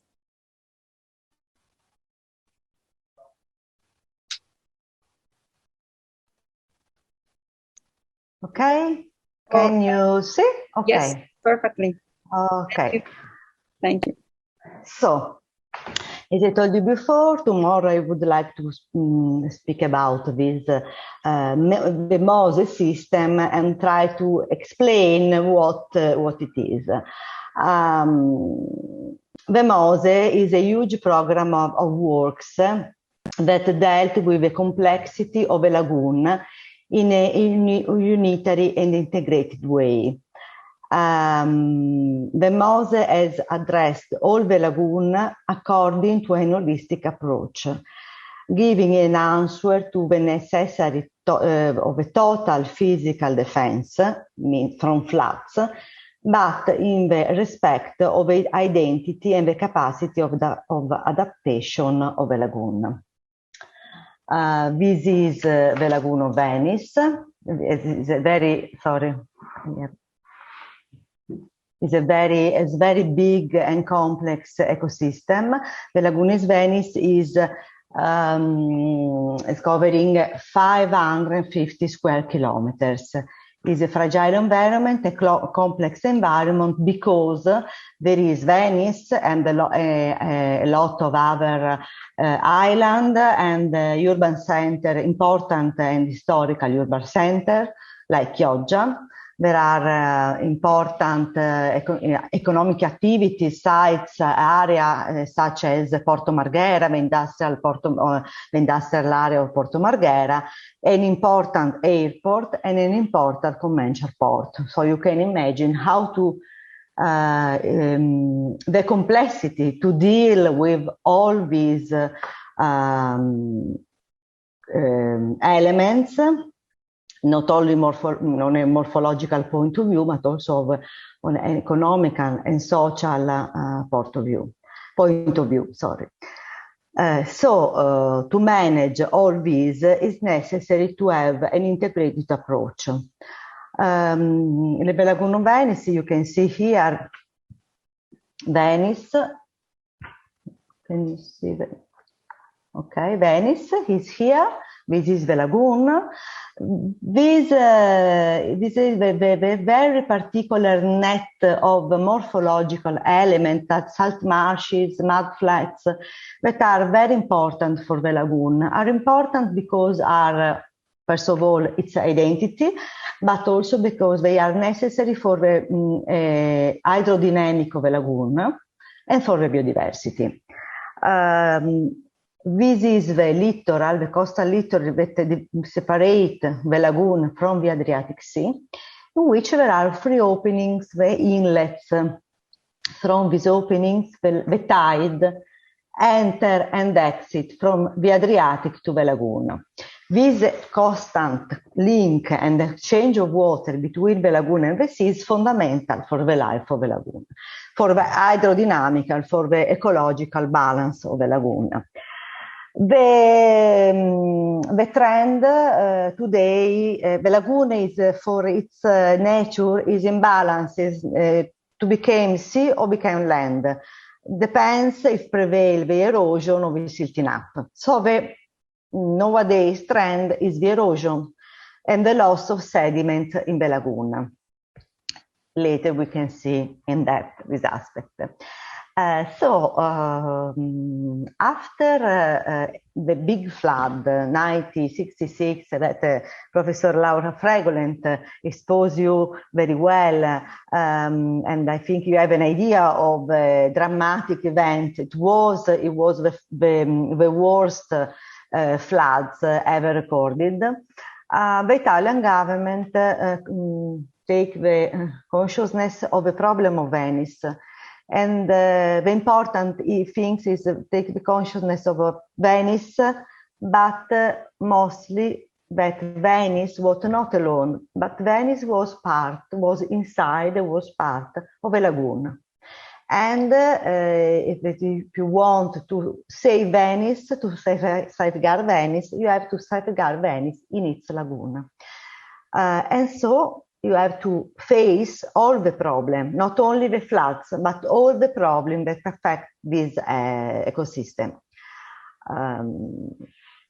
This means flood, erosion, pollution, wave motion.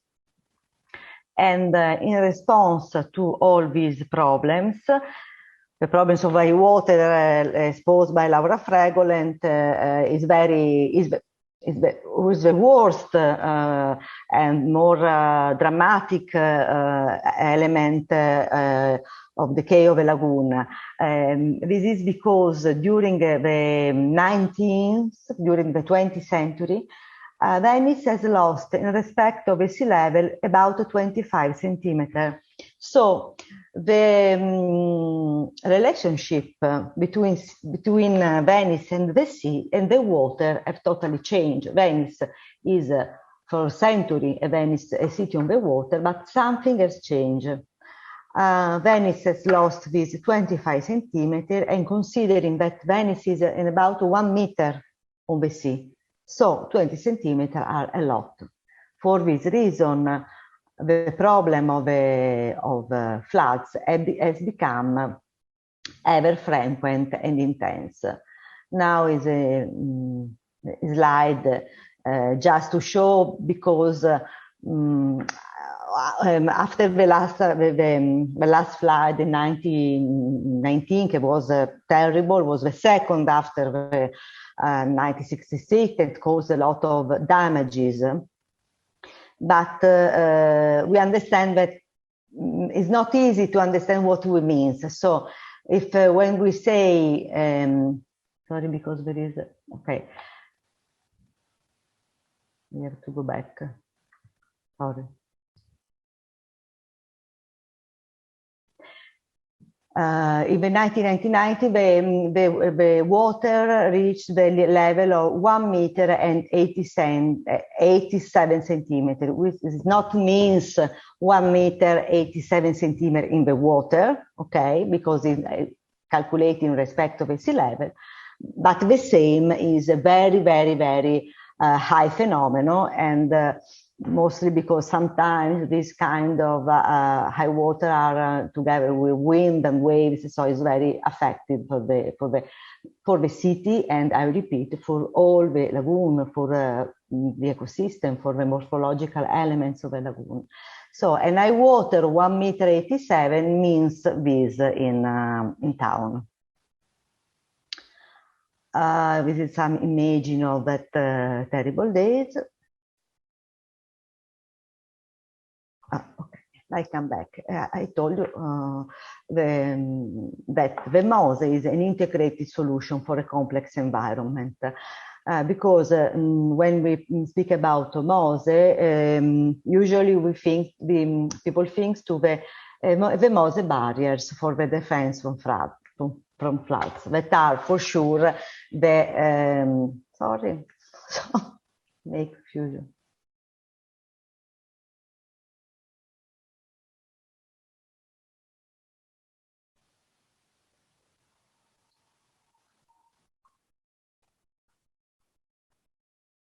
Apologize.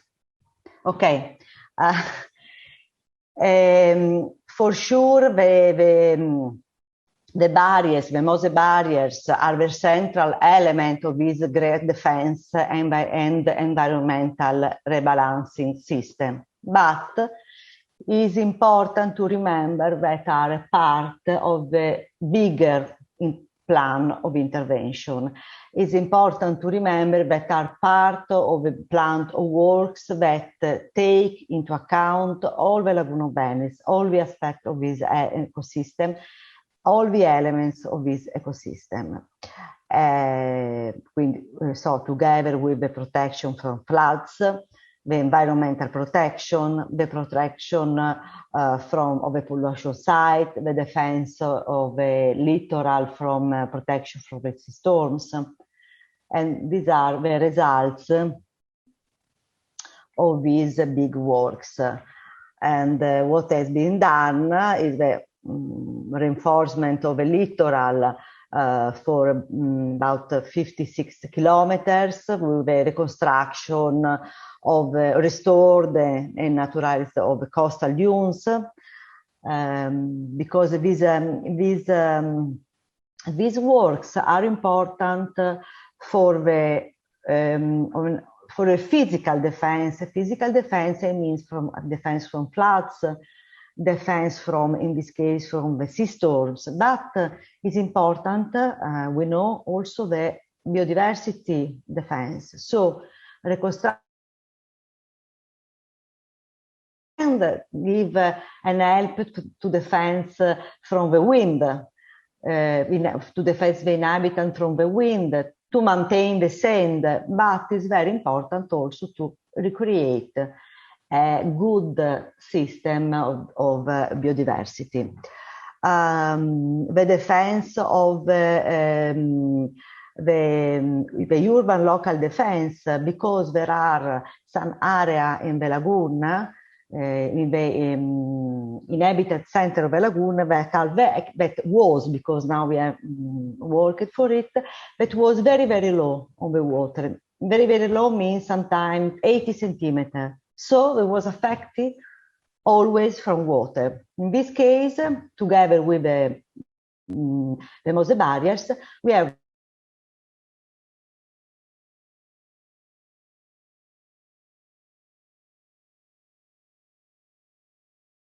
recreated to securing this area. And then very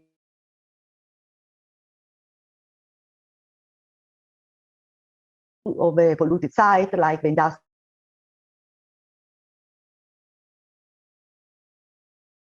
some island used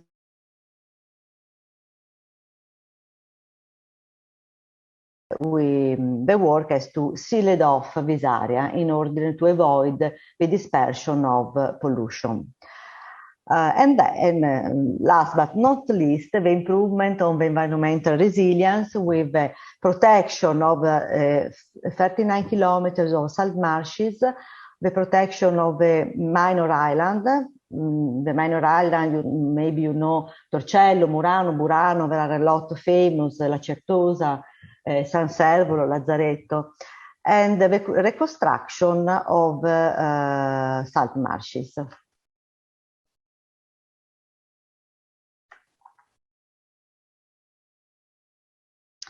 I just want, feedback. Can you hear me? Yes, we can hear you now. It was just losing connection a little bit, but it seems to have stabilized now. Yes, because I see I have some problem with the connection, maybe. Yes, it seems like it, but it seems like it's okay now. Okay. Is necessary I repeat something? I think it's okay. You can proceed. Maybe just at the end of the last slide. Okay. Okay, so I think that I give you an idea of what is MOSE. MOSE is not only defense from water, but defense of the lagoon. And this capacity of DIAL, of managing a complex system, is very important in the defense of the territory. And I want to add just another thing, and then I would like to pass the floor to Laura Fregol, and we can go in depth together in this presentation.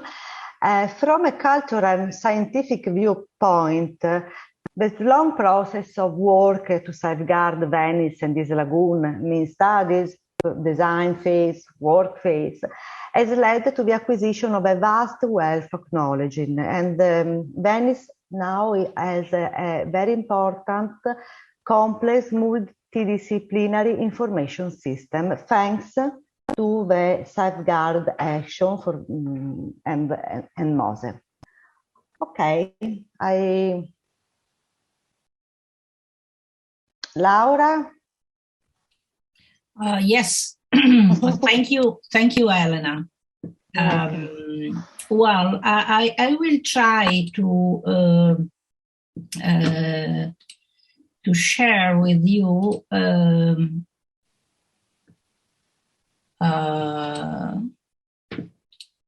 map. Did you see it? Yes. Okay, perfect. Well, this is a map that we, I want to see you in moving on it, because this is an important work that we do with Elena Zambardi about all the projects, all the investments of the lagoon. Let me see that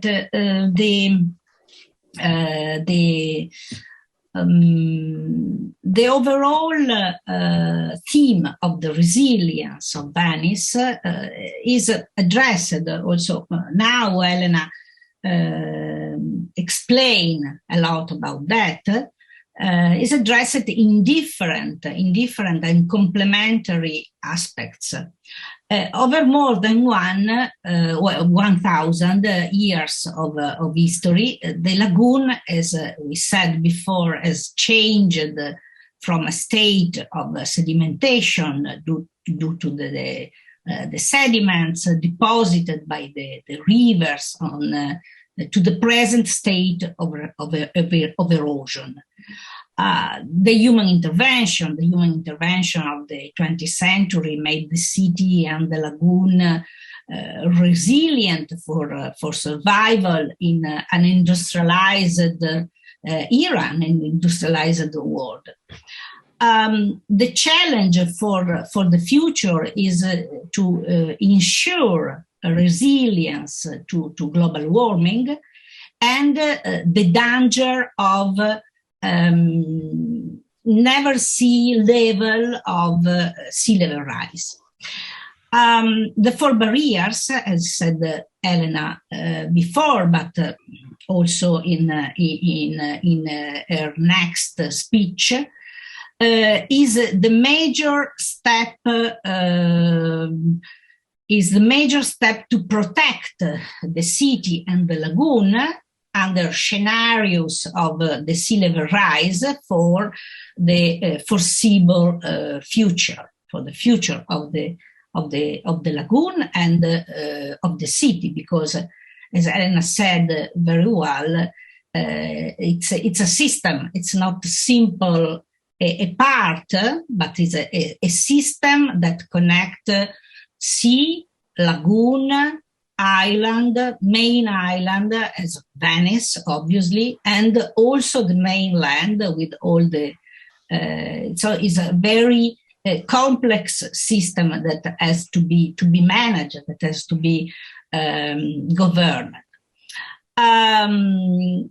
Another aspect that we focused on the urban aspects of the resilience through what I show you before about through the walkability, the accessibility on the historical center of the city, and the function of the ground floor of the historic city center. The different types of activities we analyzed all this function of this activity and drawn it, underlying the residential and the commercial access, the commercial in particular, but all the questions connected with the economy, and we analyzed that at in a scenario of 2050 and what could be happen at this time. As we saw, the analysis of these functions and the discomfort caused by floods helps to define, maybe not completely, but help to define the quality of living.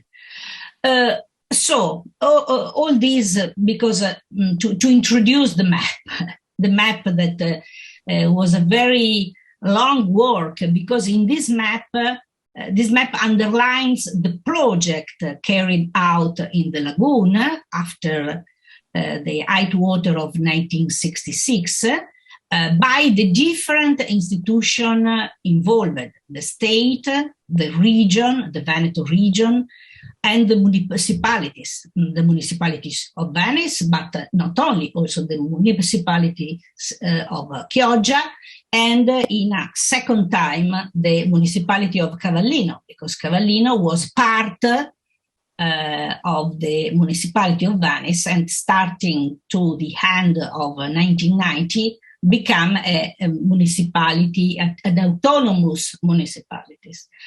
The idea with this map is to this map was part of the panel in the Biennale of 2021, and the idea is to underline a perspective of the physical and the social fragility of the city, of the continuous project intervention at the different scale, and of the great economic involvement. The big amount of money come from the state and in some parts from European Union, but in particular from the Italian states, also the region, of course, also the municipality, but a great economic investment towards the lagoon and towards Venice. And in this system, the Moses system is one of the intervention, is not the only one, even if in all over the world we discuss about Moses and we translate the intervention in the lagoon only with the intervention of Moses. Well, of course, this is the most important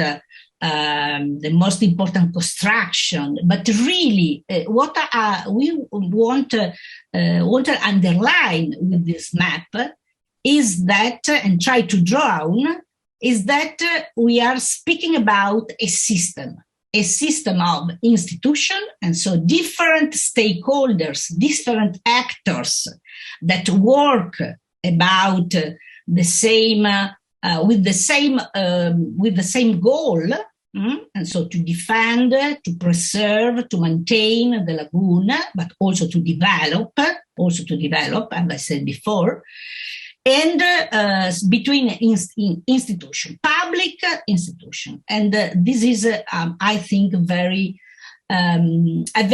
interesting part from my point of view, but it's very important message that we have to show. And speaking about, I repeat about the entire system of defense. I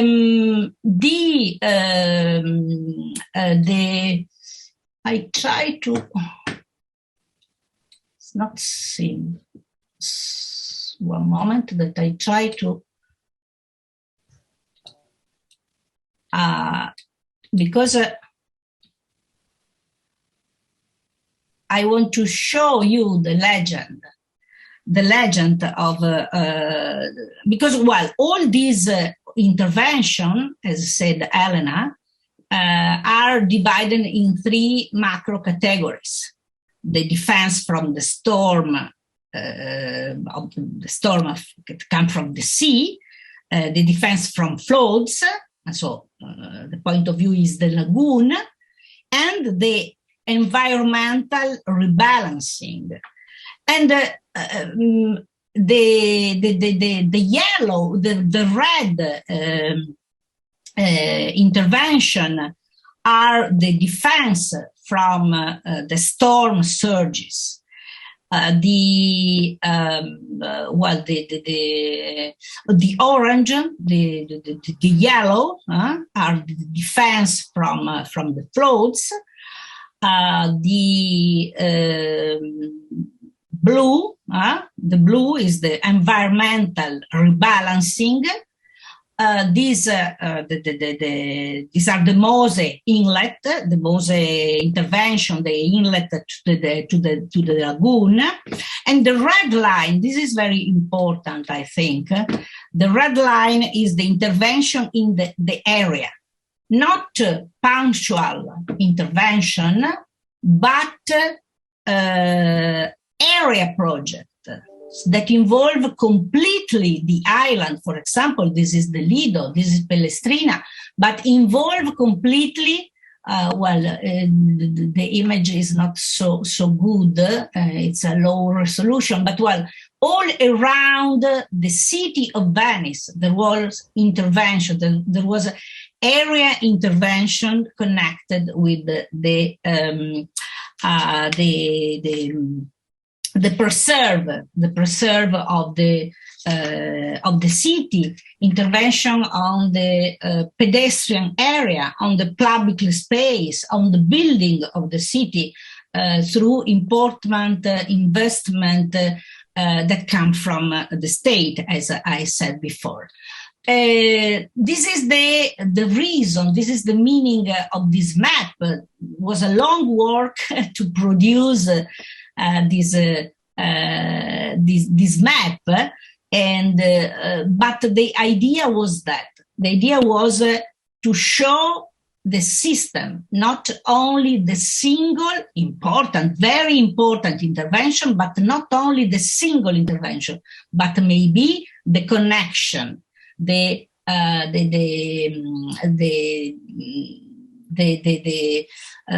coordinated in a certain way, the coordinator approach to the lagoon. Thank you, Elena. Thank you, Laura. Sorry. Yes, you stress very well this point, because each intervention is very important, but the most important is the connection between all together, because it's the same idea. If in an ecosystem there are a lot of elements, each element is important, but the connection of these elements one together give the ecosystem. In the same way, the works to solve the problem of these elements needs to are connected together. I hope this concept is clear to you. We like to stress it. And so I show you, sorry.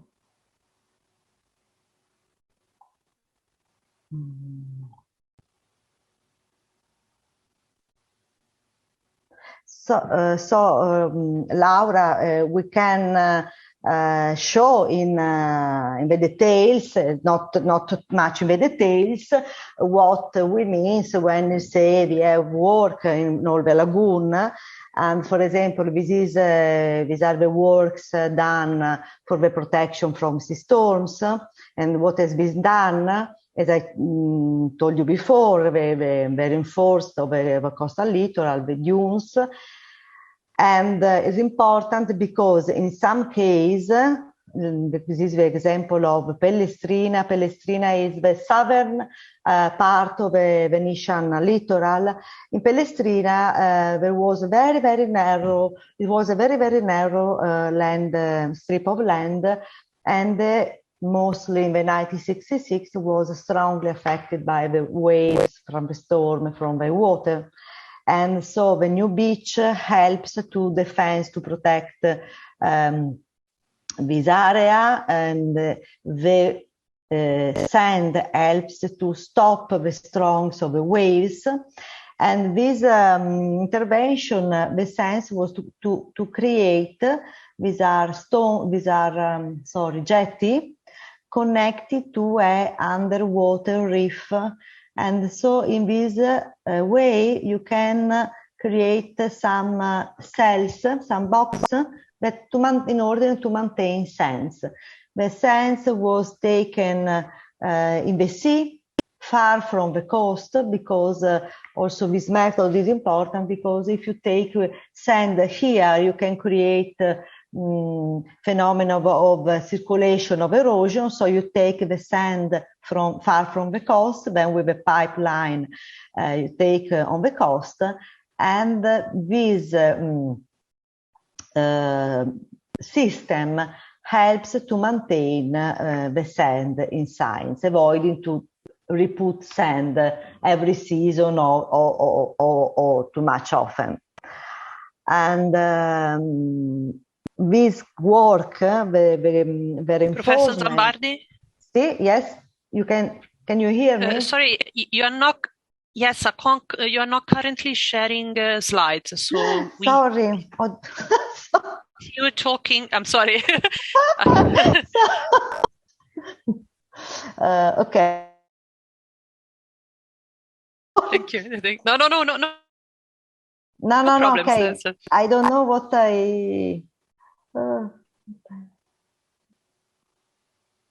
emotion.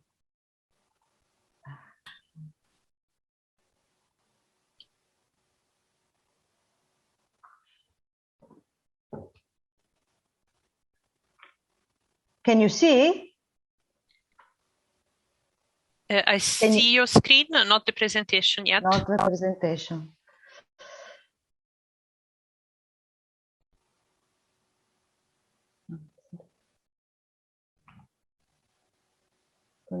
Okay. I think it's okay. No? Yeah, okay. So now I see your PowerPoint. If you can just go in presentation mode. Yes, can you see now? Sì, vediamo, Elena. Ok, scusate. Quindi non avete visto niente? No. Ok, non No. importa. Ok, sorry. Sorry very much. Just to resume, when I told you about the beach, okay, this is the system I show you now. This system we create in order to maintain the sand, taking sand from far from the coast, putting with a pipeline inside, and this system of cells of box created by these groins, these jetties connected to this underwater reef, sorry. So today is not helps to maintain the sand, avoiding to replace it too often. So also, when you do an intervention, you have to consider also not only the construction, but all the managing and maintenance and managing phase. This is, and the reinforcement of a coastal littoral is also complementary to the Mose barriers, because when you close if you remember the images of a map, there are the coastal littoral and inside there are free openings. When you put at the free openings, there are the barriers. So when you close the openings with the barriers, it's necessary to have nearby all the land reinforced, all the territory reinforced. So this kind of work are also complementary to the Mose barriers. And then there is the environmental resilience activities. And as I told you before, as Laura Fregolen told you, there are these morphological elements of a lagoon, very typical, but also very important for its life. And so the works means to reconstruct these salt marshes, or protecting the edge of the salt marshes, avoiding the erosion. The problem is that wave motion, mostly wave motion, erodes the banks, as to say, the edge of these elements of these salt marshes. The material go away in the sea, so we lose the material, or go inside the canal, so flattering the lagoon.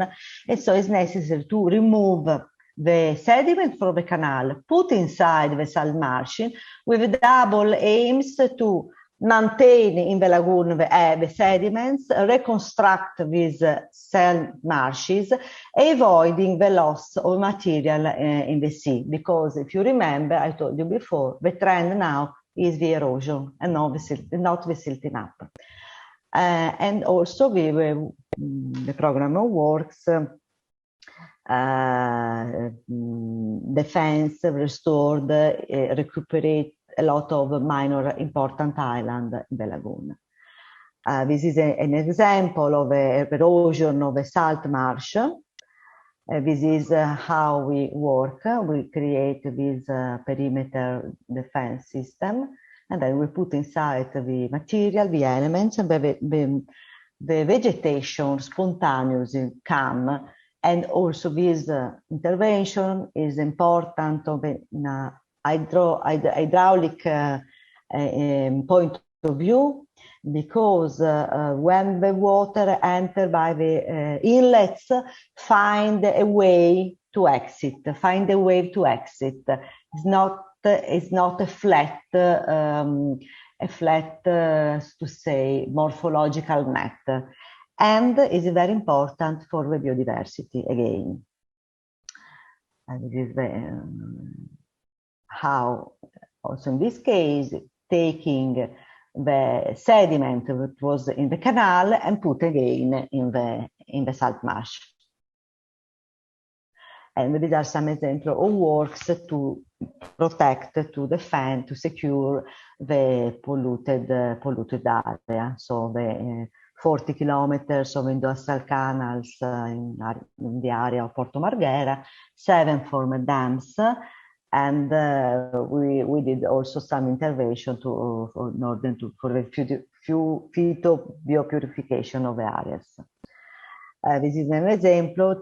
This is one of the Porto Marghera canals, and the problem went from the banks. There was a strong dispersion of pollution, and so the work was in order to seal it off, to close the dispersion of polluted elements. And then the last is also this is complementary to the Mose barriers, because we see later that the Mose barrier defends Venice from floods over some level of water. But in the Lagoon of Venice, there are some inhabited centers that go very often underwater because they are very low. So in this case, we have to do some intervention of local defense to protect these areas. This is Pellestrina, raising the pavement and recreating the system of subsoil supplies. And in the case of Chioggia, we have put we call it baby mose, that are two barriers, mechanical barriers, a different method, but the idea is the same because there is a canal that go in the middle of a center that connect the lagoon and the sea. So Chioggia was very, very often flooded.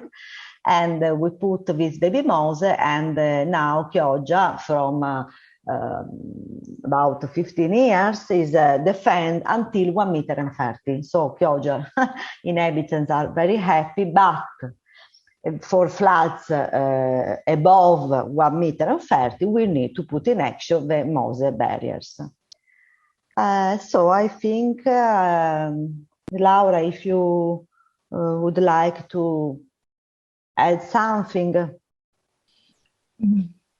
Thank you, Elena. I think that you described very well the idea that is also at the base of the map that I showed before, that we built together. That is the idea, the importance of a coordinated system and of a coordinated intervention. And also a multidisciplinary kind of intervention, because, there is an important role of the intervention, the engineering intervention, the technology, but not only, also all the research conducted in terms of study biodiversity and to study the environment of the lagoon, but also to study the social condition and the social and economic condition of the lagoon. And so also in this way, I think that this city, as you have clearly understand, I'm in love with this city. I love this city. And but I'm joking now. But the question is really it's a laboratory. It's a laboratory, not only the urban fabric that is my field of research, but the system, and also this idea that stakeholders have to work together, have to build coordinated project between themselves.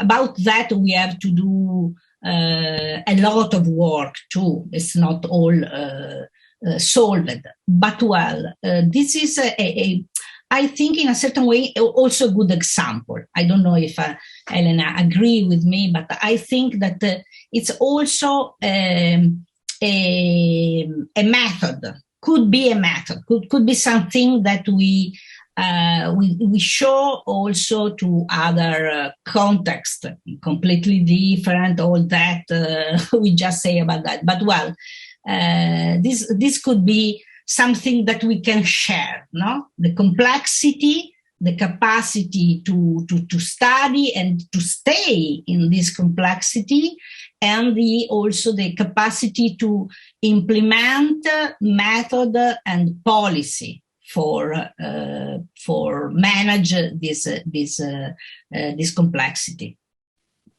Thank you. Thank you, Laura. I totally agree with you, and you stress very well this concept. And I think is so also the wealth of Venice is this patrimony of multidisciplinary knowledge and the capacity to take all together. And it's important this capacity of deal complex situation, complex, and in this case, complex ecosystem, because now, unfortunately, we all know there are a lot of countries facing with problem of sea level rise, but not only of pollution, sea level rise. And the idea that we have to share is to considering all the aspects, not only one problem. Okay.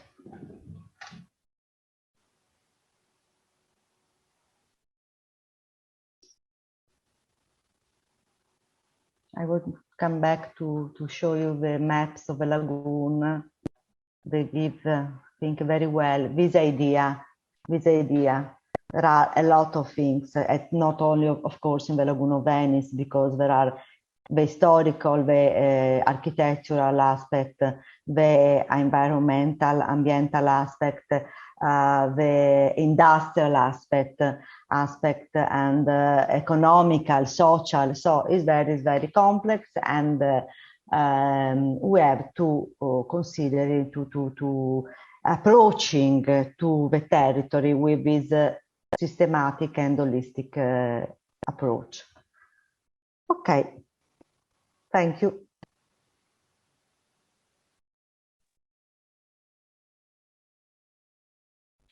Thank you so much, Laura, Elena. I have a couple of questions coming from our Q&A and the chat. There was Dr. Glidil, she was asking about, obviously, the coordination of this project, because obviously it's a very complex project, as you say, that is involved different aspects. And she would like to know if there is, how basically you reach consensus around all these intervention. It's like how you basically deal with possible controversy and argument around the problem, and how you manage to reach, like an agreement for any intervention that is put in place.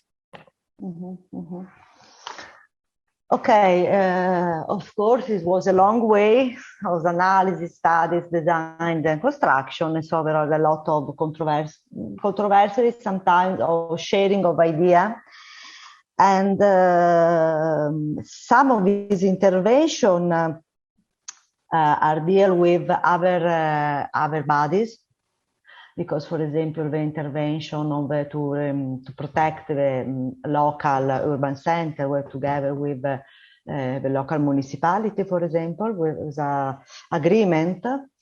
And some of these interventions have not contrast, because were well seen. So the enforcement of the littoral is not controversial, or just because I remember, because I'm very old, when we start working on Pellestrina with the design of a recreation of a new beach, upset because we are not used to have a beach. They are used to have stones and water, and we had some meeting with inhabitants, and after we are happy of this. Is also a very nice, beautiful beach, because it's something like wild, because with not. I'm not explaining, but with these dunes, it's very a nice environment, and the people are in accord with this. We have more contrast, of course, regarding the Mose barriers, because it's a big work. We have construct four digs. And but I think the idea, the things is the point is that to see the work is the better way to take into account the people, and also the last high water of 2019. give no doubts that something that will work to defend from flood is necessary. Thanks. May I say something about that, Claudia? Sure, please go ahead. Thank you. Thank you also for the question, because, well, about consensus and protest and conflict, also in the different, we can speak about conflict, institutional conflict. Elena said something about that, and only between institutions, but also social conflict. And we can discuss hours about that. But protest and conflicts were about the Moses system. This was the intervention that provoked the conflicts in the area, even if in a weak way, but very weak. We can say that continue also now. But really, never, I think, this is my opinion, of course, but never was really described the system and the importance of the system. The connection, the different stakeholders and actors. The map, to synthesize the idea that I said before, is something different, is only Mose, and with all the problem connected with Mose, but well, Elena is very more, could be more precise than me about this question, no? But really, the system is different. And I think that if in the past there was maybe also a different communication, a different information about all the process and all the system, maybe some conflicts were disappeared because lack of communication is sometimes, maybe often, the reason of the conflicts too.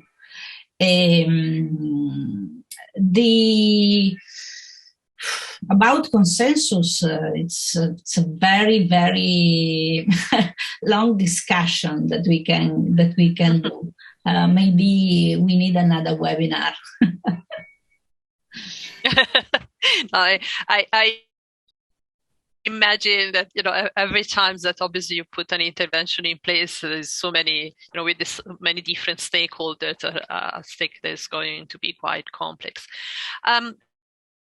Another quick question regarding the, you mentioned something obviously about pollution in general, and we were discussing before that obviously Venice is, we can consider obviously like a more modern city because it's basically all pedestrian area. So there is obviously a drastic reduction in, let's say, standard transport pollution connected to the use of car that basically disappear. But however, there was obviously movement that happened through the canals, so on the different channels. What type of impact do you have instead in terms of pollution for, let's say, local transport, motorboats in general? And how would you compare that to the, let's say, equivalent pollution that instead would be created from this standard road transport?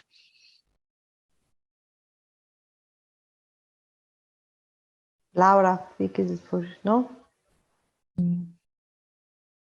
Maybe you are more information than me about the question of pollution in the lagoon. Yes, but I think it's because sometimes the connection, you speak about the public transportation, boat transportation pollution. Yes. Of course, I think it has an effect on the lagoon, but it's not my field.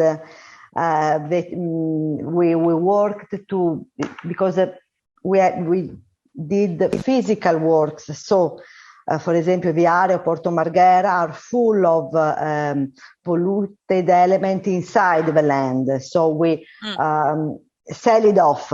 We protect, we closed, like a box closed, in order to avoid the spread. There is pollution in the water coming also from the activity on the mainland. But we are not involved in limiting the pollution coming from the boat traffic. I think it's the local municipality, and I think it's a problem. But also, this is not my field, but I am Venetian. I think the problem is that Venice is too much crowded of tourists, and so a lot boat. Too much boat, of course. Also, it is also a problem on a physical point of view, not only pollution. Yeah, maybe we can say that about this question, municipality and the agency that manage the public transport is working a lot, because we know that with also the important funds that come from the resilient, the PNRR, we call the Plan for Resilient and I don't remember the second R, but Next Generation EU, from European Union, the funds, not only from the European Union, but the big amount from European Union. We know that the public transport agency is now invest a lot in Vaporetto electric, for example, in bus electrics. And so this is really an important intervention in the dimension of reducing pollution.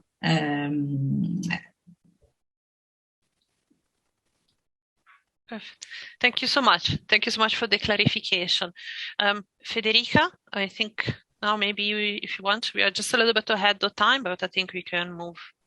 I think so. Me too. To the next presentation. Yes, so ladies and gentlemen, the last presenter is Dr. Zambardi, again, who will focus on the mobile barriers at the inlets. And so let's hear now from Dr. Zambardi, please. Thank you. Thank you for your patience. Okay, try again to share my slide. Okay.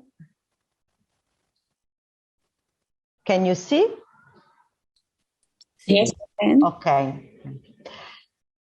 So in the first part, I told you, I show you this all complex work with a system, with an integrated system. This is integrated approach.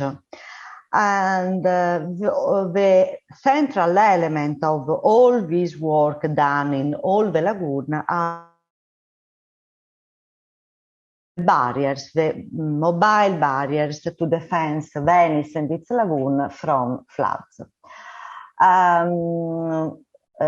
If you remember the maps of the lagoon, if you remember the three inlets, the three openings, okay, in that opening, there are the barriers. The barriers are composed by mobile gates. Independent mobile gates. And Lido Inlet is the closest inlet to Venice, is very large, and also there are two canals with different depth. So in this case, there are two barriers connected by an artificial island in the middle that connect the two barriers, and in which there are also all the buildings on the plans for the functioning of and the control of the system. So these barriers, these row of gates are composed by at Lido North 21 floodgates, Lido Sud 20 floodgates, Malamocco 19 and Chioggia 18.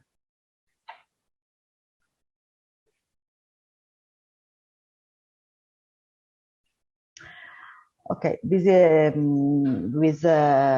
slide represents the concept I told you before of a complementary of action. So defend, local defense, and this work is comprehensive also of the defense of San Marco Square that is going to start in this day, and other some level of water, the closure of the inlet, the temporary closure of the inlet with the barriers. This is the layout, the Lido Inlet with the two barriers connected by the artificial island in the middle, the Malamocco Inlet, the Chioggia Inlet. So we have totally 4 barriers, 3 inlets, 4 barriers. This is the layout of the works. At each inlet, there is also a system to allow the transit or the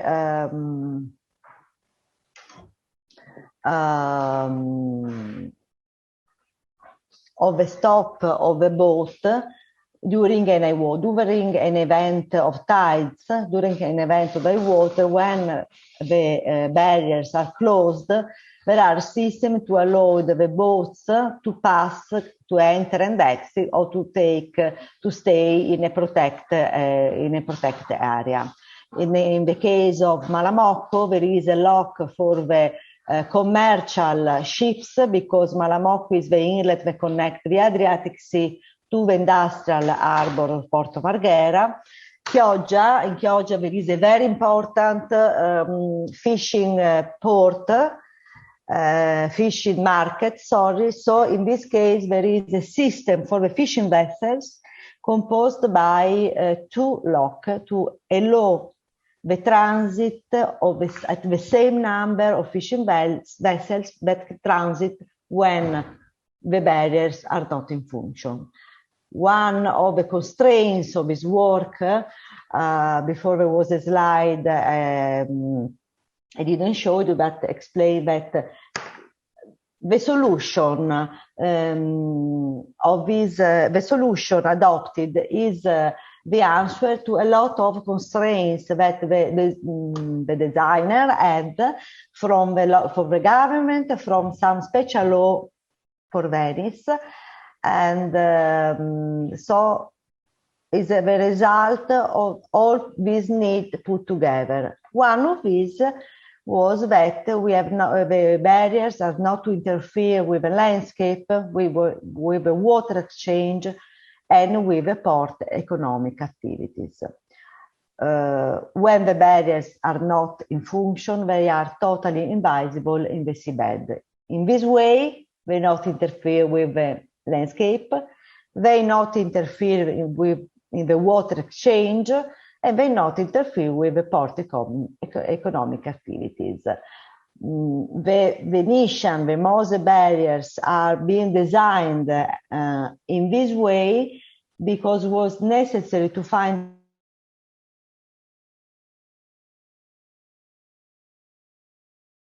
the particular and fragile and complex ecosystem in which they are. Can you hear me? Sì. Okay, grazie. Because I ask you because I see messages that my connection is not good. I'm sorry. And the principal components of this system of barriers are the gates. As I told you before, the barriers are composed by rows of these gates. About 20, 21, as I told you before, 18 from 18 of 21, depending on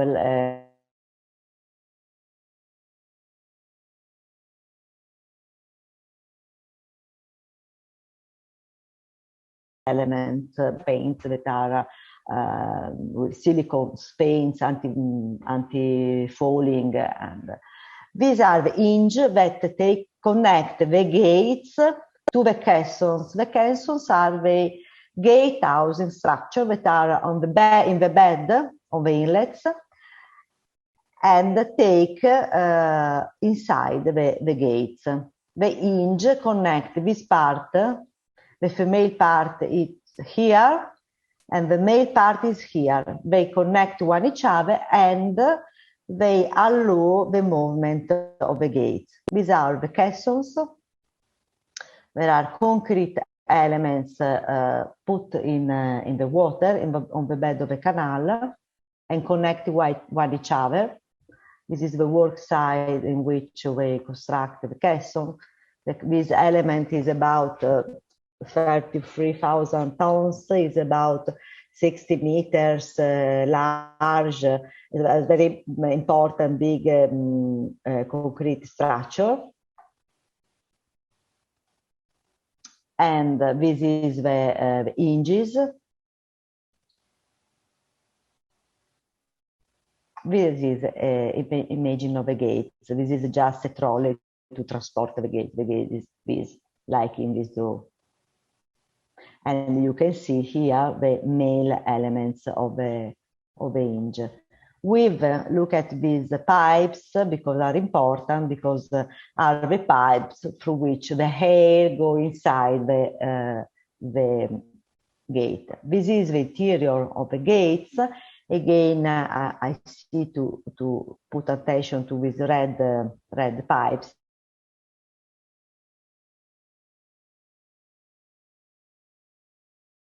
They rise from the seabed out of the water.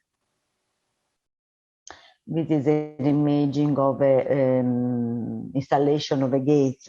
I show you this imaging even if now the works are done. So these are photograph of the past works, but because it's also because it's the story of the project, but also because I think it's necessary also to stress the attention of the great technological aspect of this work. When Laura and I told you about the great patrimony of multidisciplinary knowledge, you can see also in this kind of works, not only the managing of the ecosystem, environment, knowledge, but also really great depth technician attention and knowledge.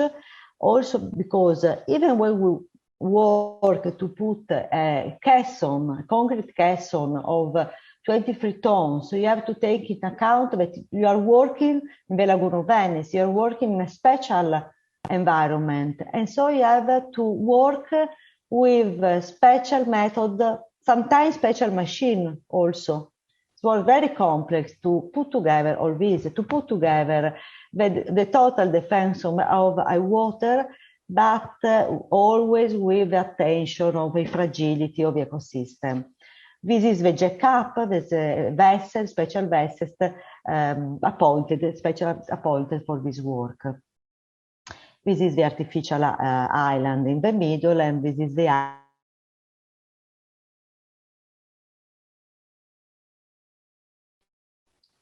in fact, there is a very complex system. The heart of the Mose is this system of plants, pneumatic system for the process of air, water system, the generators for the electricity, for the air and the water, and then auxiliary system, of course, HVAC, flushing system, fire, and other.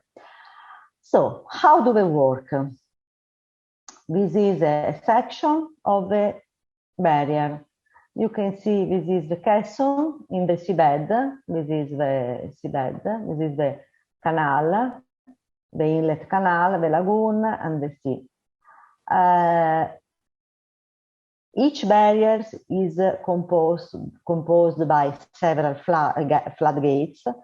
This means that each barrier is composed by a series of K-1000 caissons that are put in the water on this foundation system, and that are connect one each other, because now all these caissons, about 7 for barrier, create a tunnel, gallery tunnel that are now are technical area.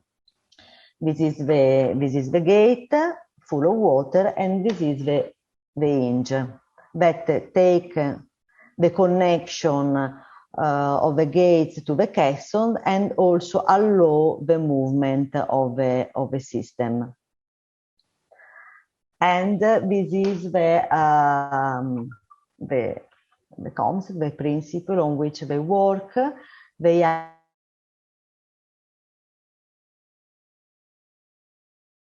avoid the coming of the tides, so to avoid the flood, from through the plants, through the system of plants, compressed air is pushed in the gates. So here the compressed air creates a bubble that push the water out, because on the back of the gates there are some openings, the bubble that push the water out, and so the gates empty from the water, from the Archimedes, from the floating principle, rise and go out, rise and stop the entrance of the water. So starting of the raising operation, rising of the gates to the merge position, from here to the merge position, working position, and tracking. Tracking means the tracking of the tide tracking. These are the plants systems. So the higher inlet inside and the water outlet. This is a gate. This is a scheme of a gate. These are the openings on the back. As I told you before, from the land through the caisson, through the hinges, there is a system of pipeline that pass the water inside. That pass the compressed air inside. The water go out and the gates can rise. I stop if you have some question.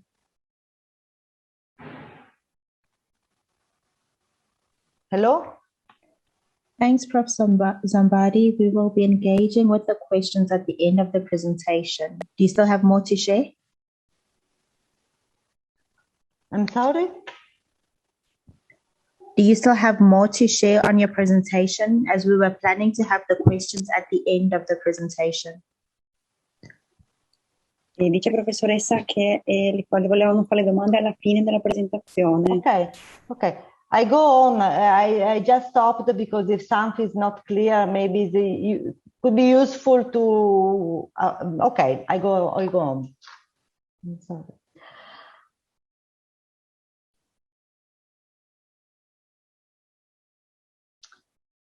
Today the barrier system is not finished at all. We are in a final phase, and in particular in a test phase.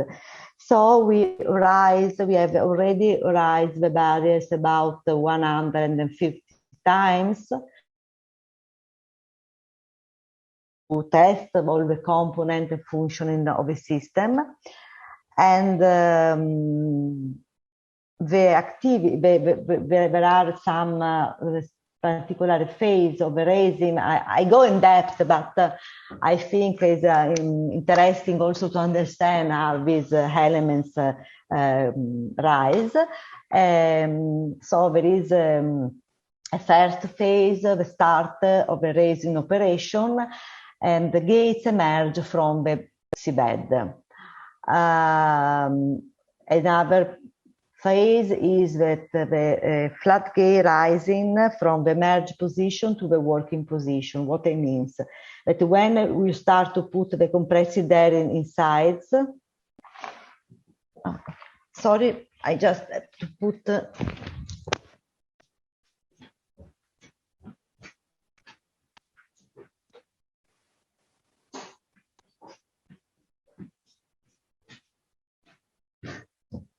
charge the battery.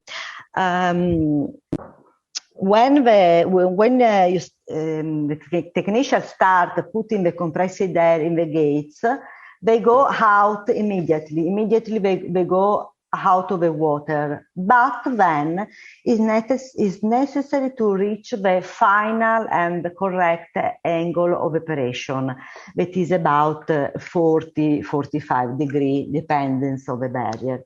So there is the emerge position and then the working position.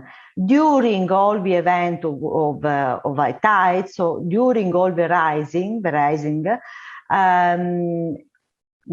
technician control the quantity, the position of the gates in respect of the waves, controlling the input output of the air inside. So the tide tracking, maintaining the working position, and then when the event of tides to phase is gone, when the level of water between the sea and the lagoon is again the same, starting the operation of lowering the gates from the working position to the emerge position, from the emerge position to the recess, and then the return on the seabed, the completion of a high emptying and final activities. The gates rise for group not all together in order to avoid erosion phenomenon and also to managing as better the rising, and so they emerge for group of 4 gates. Here you can see some imaging of this test, but very important to stress that even if we are not at the totally fine commission phase, also we are in a testing phase. From the October of 2020, we have raised the barriers also to defend the territory from high water. So we are already tested the gates in presence of high water, but mostly we are defended the Venice and its lagoon 33 times from a floods. And this is very important for the city. This is of course very important for us, for the MOSE technician, because it's a really test that the system works. You can see these images of the water stopped from the gates, from the barrier.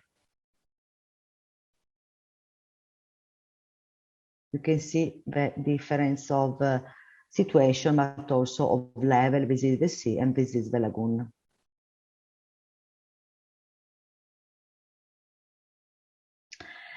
And this is the control room.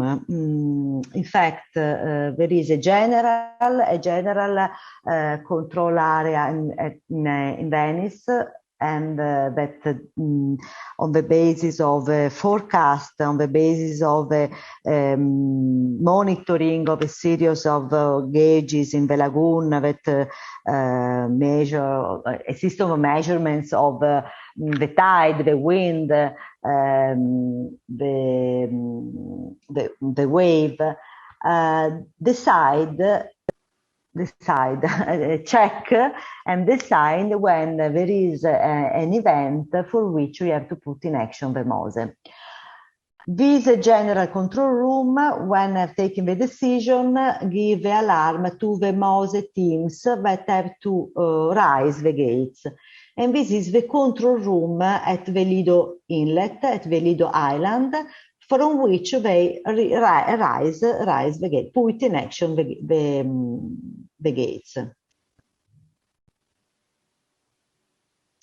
And as I told you, the decision for the control room to rise start from the general operational and decision making room that work on the basis of measurements and forecast of meteorological and aerodynamic parameters, monitoring of environmental components, monitoring of port activity in aeronautical traffic, definition of a method and of operation of the barriers based on the characteristics of individual tidal events, issue of an order to maneuver the barriers. This issue of an order is to the MOSE teams at the inlets, the control room I showed you before at the inlets, communication with the component bodies. The aims of this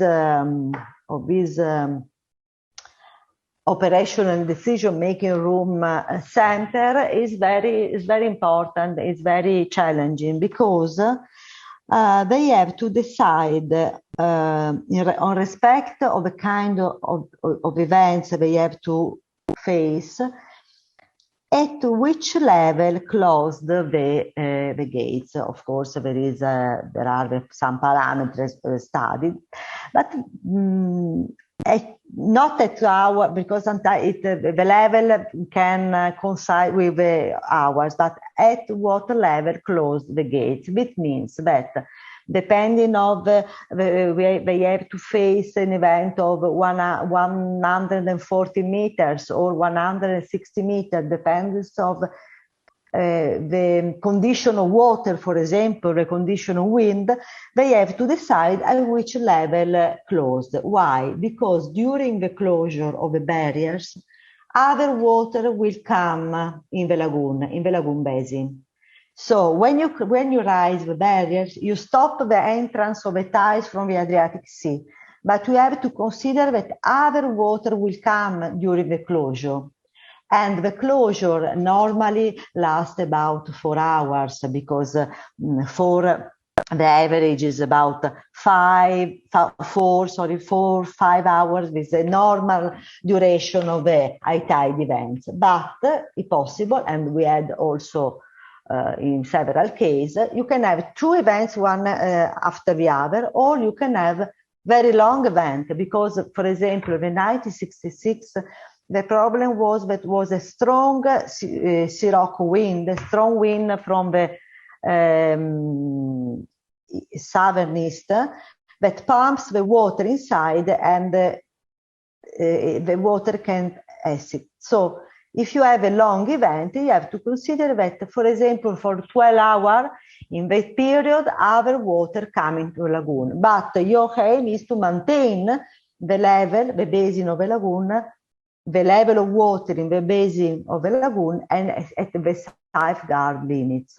And so you have to control, to check, to be sure that when you decide, you give the alarm to raise the gate, is the right level that will safeguard the lagoon during all the duration of the closure.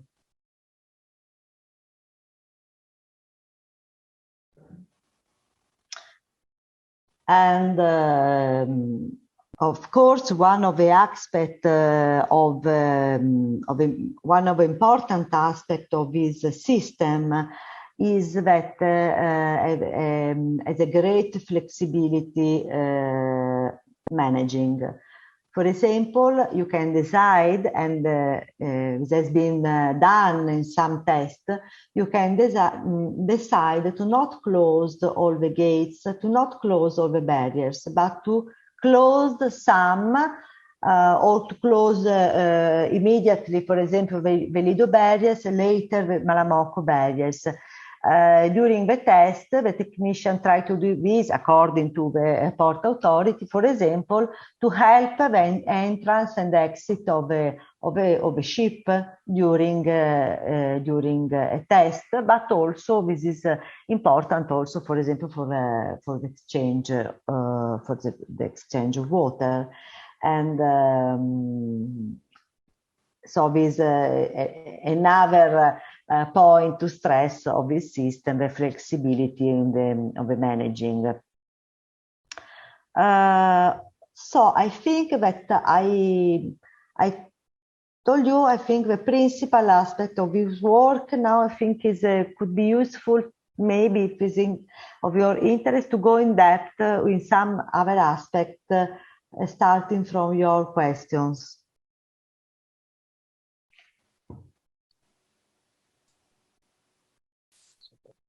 Elena? Thank you. Sorry, just Elena, may I suggest that you play also your video, the one on yes, the... of course, I forget. Okay. That I think is very nice yes, to... yes. Okay, first, before stop my presentation, I would like to share with you a video that show the system of working of these gates. I try to share.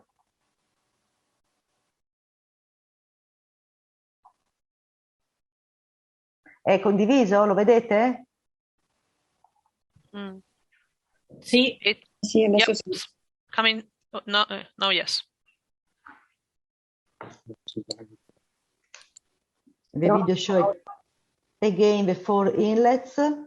With in yellow, you can see the works for the mose, the structure of the mose. This is the yellow are the gates, are the barrier that are now rising to temporarily close the lagoon from the sea. I stress this concept, temporarily closed, because the strength point of the mose is that exists only when it's necessary to stop a tide, to stop, flood. When it's not necessary, it not interfere with the environment. The compressed air starts from the plant's building, through the caisson, through the engine, inside the gates, and the gates, emptied from the water, rise.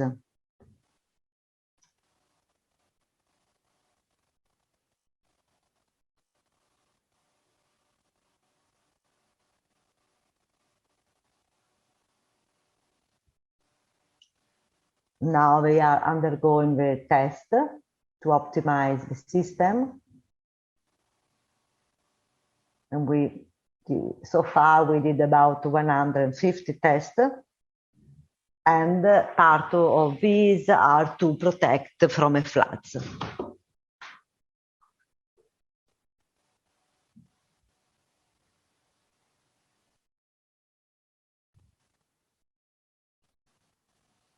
This is the artificial island at Lido with the 2 barriers. In this case, there are 2 barriers. And inside there are all the buildings for the control and plant.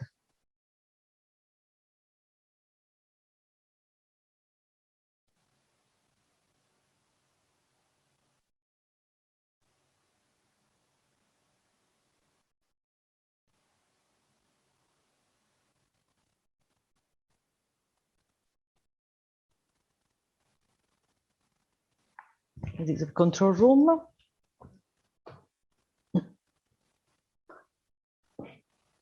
These are the hinges, these are the tunnel inside the caissons under the barriers.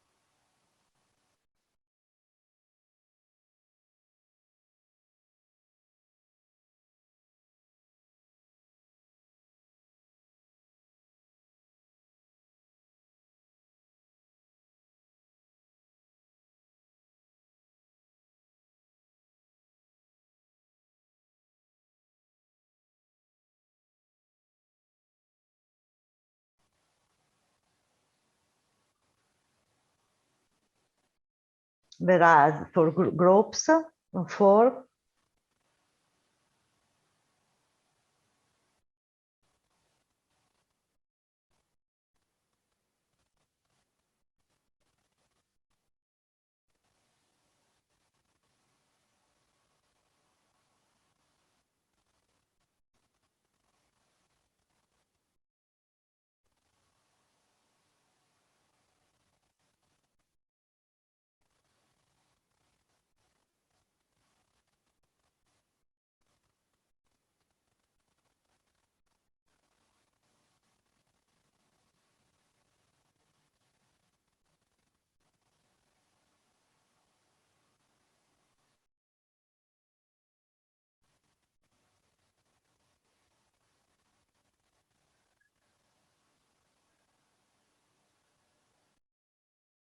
and this is the central control operation room when they have also, we do also the meteorological forecast.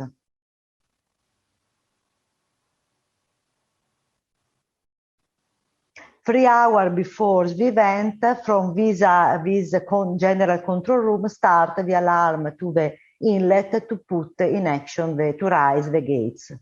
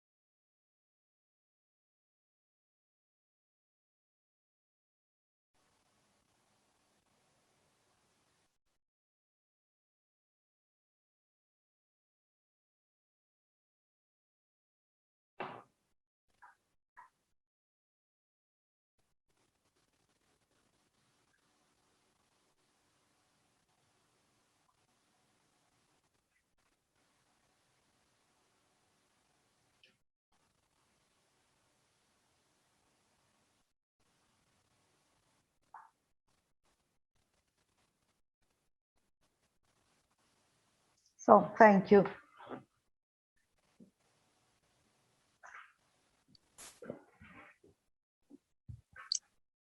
Thank you, Dr. Elena Zambardi. Thank you very much for your remarks, for being here with us today. Thank you for your invitation. Claudia? There's a few questions, Federica, that we just have from the chat. So the first one, you mentioned that you start 3 hours before. How long does it take to raise the gates? Is it about that amount of time, 3 hours? Okay, Thank you for your question, because I forgot to tell you before. The badges takes 30 minutes to go out, to rise, and 50 minutes to go down. Okay. Another important aspect of this system is the rapidity to enter in action, because we can have also one event after another, and so in this case it could be necessary to close and rise again. And respect of our system in the world, like in the Netherlands or Great Britain, VMOSE is very, very quickly to enter in function. Right. And then it sounds, so another question that came through from Pontle, it sounds like it's very specialized, obviously, the management of the control room. Do you find it difficult to find the expertise that you need to manage it? And is there some sort of training that takes place for the people who manage the control room and the system? Interesting question. In the control room, so the technicians are testing from about 15 years. They start testing the activity, the control room. They did a prototype of the control room in order to arrive, to be ready with acknowledgement for when the MOSE will have been done. The teams, the technician teams are teams. We not need very specialized, but there are always training. There are always training, and I think it's not so easy find some particular technician formed. Sure. And then the last question was around the maintenance of the system. So are there high maintenance costs involved, and how often does this take place? How often does the system need to be maintained? Mm-hmm. So the government has placed about 60 million per year for managing the maintenance. And then the last part of your question is, excuse me? How often does it? How often? Okay. The maintenance, the plan for the maintenance is to change, to clean the gates every 5 years is the ordinary maintenance, and to intervene for the extraordinary maintenance every 10 years. The problem of the gates is to clean from fouling and other elements, and so the ordinary maintenance is just to clean up the gates. The extraordinary consider to remove the double paints, to remove the silicones, anti-fouling paints. So the gates comes to a iron level, and to put again the paints. So ordinary 5 years, and 10 years extraordinary maintenance. Each barrier has 2 spar gates, because when one gate is involved in maintenance activity, you put the spar in the barriers in order to be ready, even if this kind of activities will be concentrated in the summer month, because normally the high tides season start from September to April. It's very, sometimes you have maybe one in 30 years I water in June. So these activities will be concentrated in the summer period. Sure. Thank you, Dr. Zambari. There's one last one. So Francesco's asking, what is the expected life of the gates, given that it's in salt water? So obviously you mentioned some of the issues with that. So how long do they typically last before you have to replace them? The life is 100 years. And as I told you before, we are going to take out and put in place for the maintenance of for 5 phase of 5 or 10 years. Great, thank you so much. I think that's all the questions that we have. Welcome.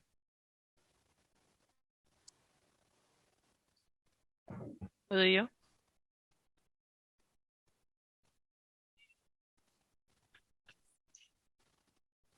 Perfect. Thank you so much, Federica. I think we reached the last obviously the end of the last speech, and thank you so much, obviously, to all the speakers to be here today. I would like to thank obviously Luigi, Laura, and Elena to give us like an integrated view of the problem, as I said, starting from this historical point of view to the technical point of view. And I would like to open the floor if there is any last question, comments. In the meantime, I would like just to mention the fact that obviously this is not intended to be an isolated event. It's intended obviously to be just the first step, maybe for a series of events and series of and possible future collaboration. That is exactly obviously what we prospect for the future. So as obviously the ambassador and also who at the school has mentioned it early this morning, obviously this one is supposed to be a first contact point, an opportunity for all of us, obviously, to discuss one of the main topics. But obviously, we're looking forward in the future to establish obviously possible collaboration, especially with obviously with the school, but with the School of, for example, Civil Engineer and Architecture and Planning, all obviously our colleagues that are talking about environmental engineering as well. Anyone maybe that you would like to comment on this, or maybe Domenico, if you want to just give us a little bit of a general framework for the future. Well, Claudia Itinerarte would like to thank really all the participants to this conference, and of course our professors that gave us very, very interesting and informative remarks. So really thank you very much to everybody. And we hope really it will be just the beginning for something even in the future.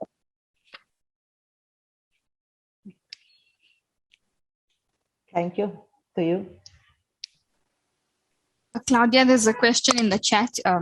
One of the attendees is asking how the seal is maintained between the gates when they are up. How the seal is maintained when the, sorry. Could you repeat, please? Between the gates, how is the seal maintained when they are raised? When if the water pass through the gates, when yes. Because as you have well seen, it is not a wall, continuous wall, but independent to move, moving according to the wave motion. So through the gates, there are some centimeter of openings, about 4 centimeters, and the water that pass through is a part of the water calculated by the control room. The quantity, because the quantity of water that pass is well known, and so they consider when they decide to close the barriers, they consider when decide at which level closed, they consider it also the calculation that precise quantity of water that will come during the closure. I don't know if I answered. I think so, yes. Thanks.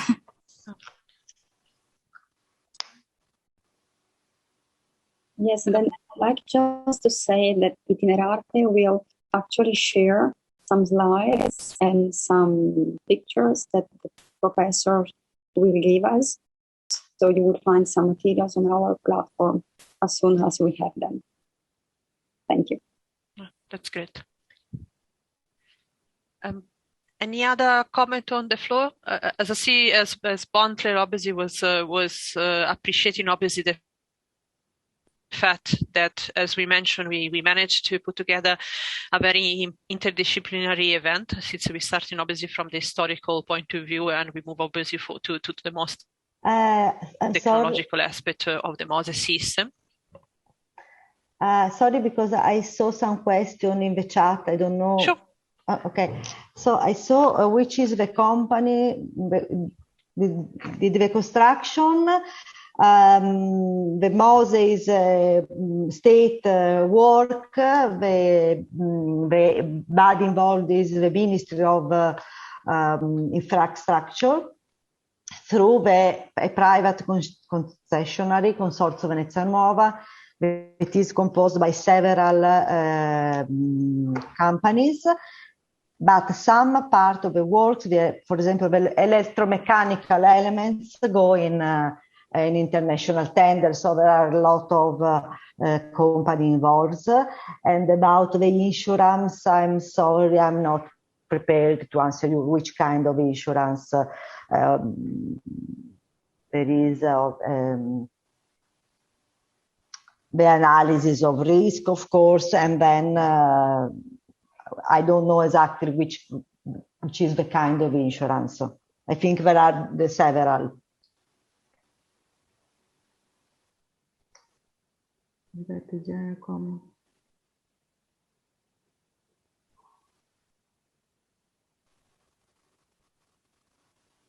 Okay. Sorry, Bontle, I think I lost this one. I see there was another comment. Thanks for the input. Is that a general comment or specific question around skills and cost of ownership? I can't understand what. That's a question to one of our attendees, David. Maybe if he could clarify, because he sent a comment earlier around the mining in Daba, and there was hydrogen, and I want to quote you out of turn, David. You're mentioning something about the mining in Daba, and I'm not too sure if that was a general comment or if there's a question there. And so we'll just need to wait for David to confirm what was meant by the comment he shared.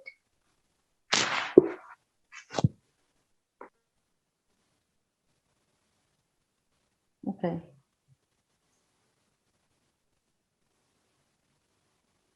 The cost of ownership, I don't know if you means of managing or the total cost of all the system is 6 billion euro, and the managing is about 60 million per year.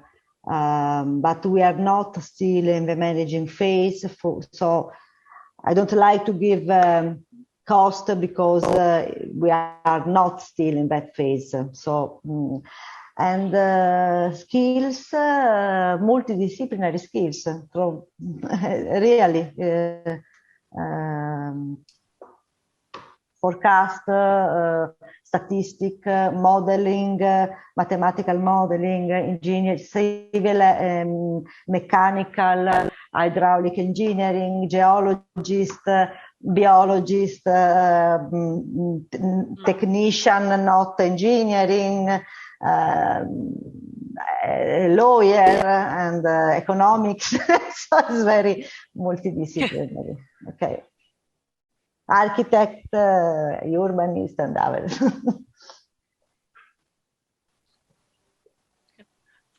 As there was one comment before, as I say, reaching an agreement on anything that you obviously decide to do, it's a pretty complex type of exercise, as you obviously have to take under consideration so many different type of aspects. So here, I think, as I say, as you mentioned now, there is actually a lot of space for future collaboration, since obviously the work can touch on so many different aspects. Obviously, Venice has a special case, thanks obviously to its incredible historical heritage, but obviously looking forward in terms of climate change and possibly that so many more cities will be affected by not the same but maybe similar type of problem, will probably starting to create more connection. As we mentioned before, obviously there are cities that are intentionally built on water, so obviously they might experience, or very close obviously to the ocean, so that they might experience a very similar situation. Anything else from someone else? Yes. May I say something about that? Absolutely. Because this question, I think, as I said, also the ambassador this morning, and your work is the work of all the organizer of this event is trying to create connection, to link people and experience, competence, and also different point of view, because this is part of the development and is a skill very important in the research, as you know. And I think that even if in the difference of the context of the different city problems that are facing, but really the question of the climate change is something that connect a lot all of us, and could be very interesting in this multidisciplinary approach, trying to work about that, and also to share practices, to share example. Well, I'm speaking from my point of view of an urbanist, but to share policy that come from, because to implement a policy means to have the support of economists, engineers. Well, it's not something that is of the politics only, but is of a big group with different competence to discuss about the implementation of policies and also of practices. What happened in the different cities or in the different country context that we could take into account, which are the practices on the field. What are we doing trying to facing, well, complex project as that Elena Shaw has, but not only. Question connected with sustainability is a very huge, enormous theme that need cooperation and need cooperation between different point of view. Yes, exactly. I totally agree with what Professor Fregolent has just said. And while I was a student at University of Padua, I had a professor, Professor Ciriacono, who was very much interested in the connections between in terms of hydrography and the connection between the Netherlands and Venice. So these kind of partnerships is something that has been always done in order to enhance reciprocal and mutual cooperation in order to achieve better results. So I think that might be very, very interesting for us to continue this dialogue as maybe as an inter-university kind of agreement. And I, as my colleague and friend, Professor Claudia Polese, has said, I truly look forward to further enhancing this discussion, which will be very fruitful, not only for us personally, but also for the improvement of this kind of study here at WITS, and also maybe with a common expertise, also Venice can take advantage and further enhance their already very, very important and historically speaking, extraordinary skills in order to survive and thrive, of course. Thank you all. Thank you so much, Luigi. I think, you're stressing the point again, that obviously we're looking forward to what is going to happen next. So maybe if I can just pick the brain of Federica or Domenico, if I'm not mistaken, in any case, the idea was to try, COVID permitting, of course, to try to have maybe later on into the year an in-person event. Okay, so then maybe we can finally all meet each other, but obviously this one is part of the big a broader set of obviously of events that are talking obviously back to the celebration of the 1,600 years obviously anniversary for Venice. So maybe if you want to share with us what are the plans for the future, at least from Itinerarte point of view, what we would like to do in the future. You mean right now, Claudia? Yep. You want it like a surprise for the future? Maybe some what is the plan? At least what is the plan? And then we will see what we can do. Right.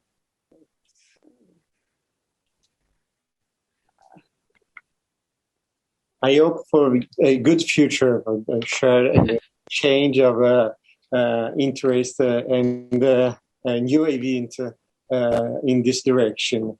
If I want to special thanks all curatorial committee members of this work for this excellent work. Thank you, Claudia. Thank you, Luigi, Laura, Elena, and coming soon. Okay. Okay. So then, as I said, I think if there are no any other pressure, just 1 second, that I'm just checking. Yeah, there was one question just that since you guys are in Venice, are there actually some specific celebration going on in Venice? Obviously, again, COVID permitting, and assume maybe a lot of events might have been delayed, but if maybe, Federica, Laura, Elena, do you know if there is something exciting happening to celebrate this huge, obviously, anniversary? Actually, we had an exhibit on the Doge's Palace started last year for this celebration. And so that is still going on, I think, up to the end of June this year. So that is probably the main one. Then we had conferences and congresses all around the city to celebrate Venice. Okay. So you're not planning a massive party on San Marco Square? No, not this time. We have to wait. We are hoping. We're just making sure that we'll be there. In case you're planning something, just please let us know. Of course, as soon as possible, we'll let you know. Perfect. Thank you so much. Thank you so thank you. Yeah. So if there is nothing else, then I would really like to thank again Luigi, Laura and Elena, obviously for their very interesting presentation.